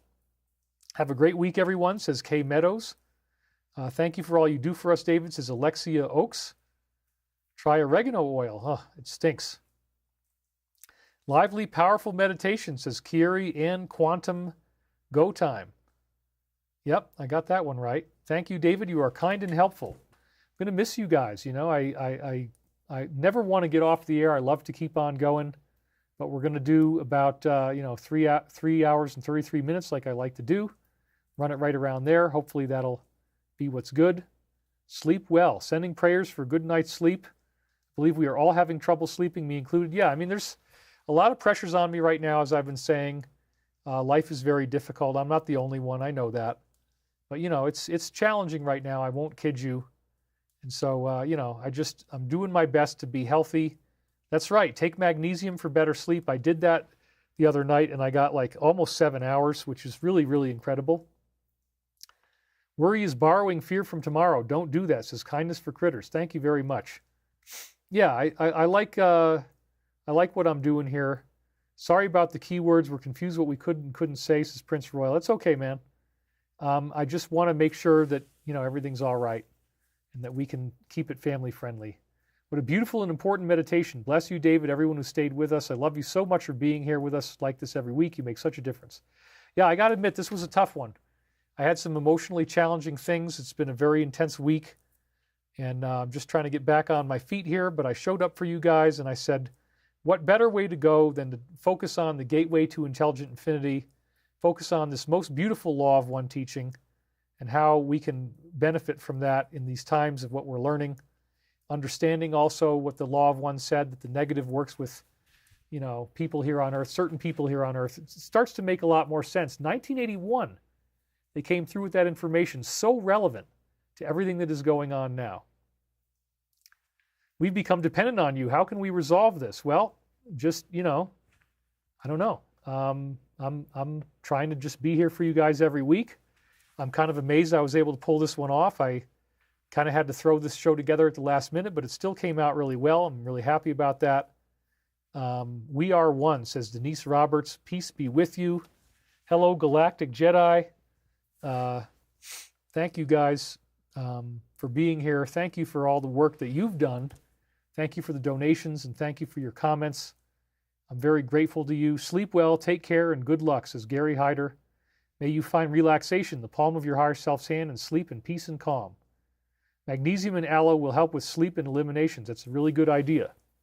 David has been lifting weights. You're looking good, my man. Well, thank you. Yes, actually, you know, because my diet is so different now, I actually have lost considerable weight. My body does look great, by the way. So I've never been so, you know, confirmed in that sense before. But, you know, we've got lots of good things going on here. And, yeah, so the mirror is kind to me now. David, recommend a book. Well, I would say get Ascension Mysteries. You know, that's one of the good ones I wrote. That's a really good one. You have any good dream masks to become? You wrote this so many times. I don't know. I don't have any brands I can recommend right off the bat. But anyway, what kind of diet, Mr. Wilcock? Well, I like the paleo diet. I think that's good. But I also try to keep it really healthy. Lots of fruits, vegetables. I have been eating pumpkin seeds, but it's actually made me very constipated. I've developed some problems because of that I've got to address very soon. Got to find better ways to get these things going. Yes, yoga, aerobics, all that stuff is very good too. But I want to thank you guys for being here today. I'm really sad. I don't want to leave you. I want to stay with you guys. I want to stay on the air, but we got to cut it to 333, which we're getting pretty close to. Carolina Patriots says cashews are good. I don't know. The cashews can constipate you too. But anyway, I'm doing my best, and I really love you guys. I love you so much. I'm so glad that you're here. Please pray for me. I really need it right now. We really need things to work out, and I hope that they do, because it's really frustrating. There's been a lot of ups and downs, and you know, we're just taking stock of everything one day at a time. We got to do this one day at a time, keep everything good. But I want to thank you guys for being here. And we will now take it to the end where I say, and scene. And that is how directors like to end show. So here we go, everybody. I want to thank you. We'll see you next time. And hopefully I'll be here next Sunday with no difficulties again. And scene. Thanks for watching.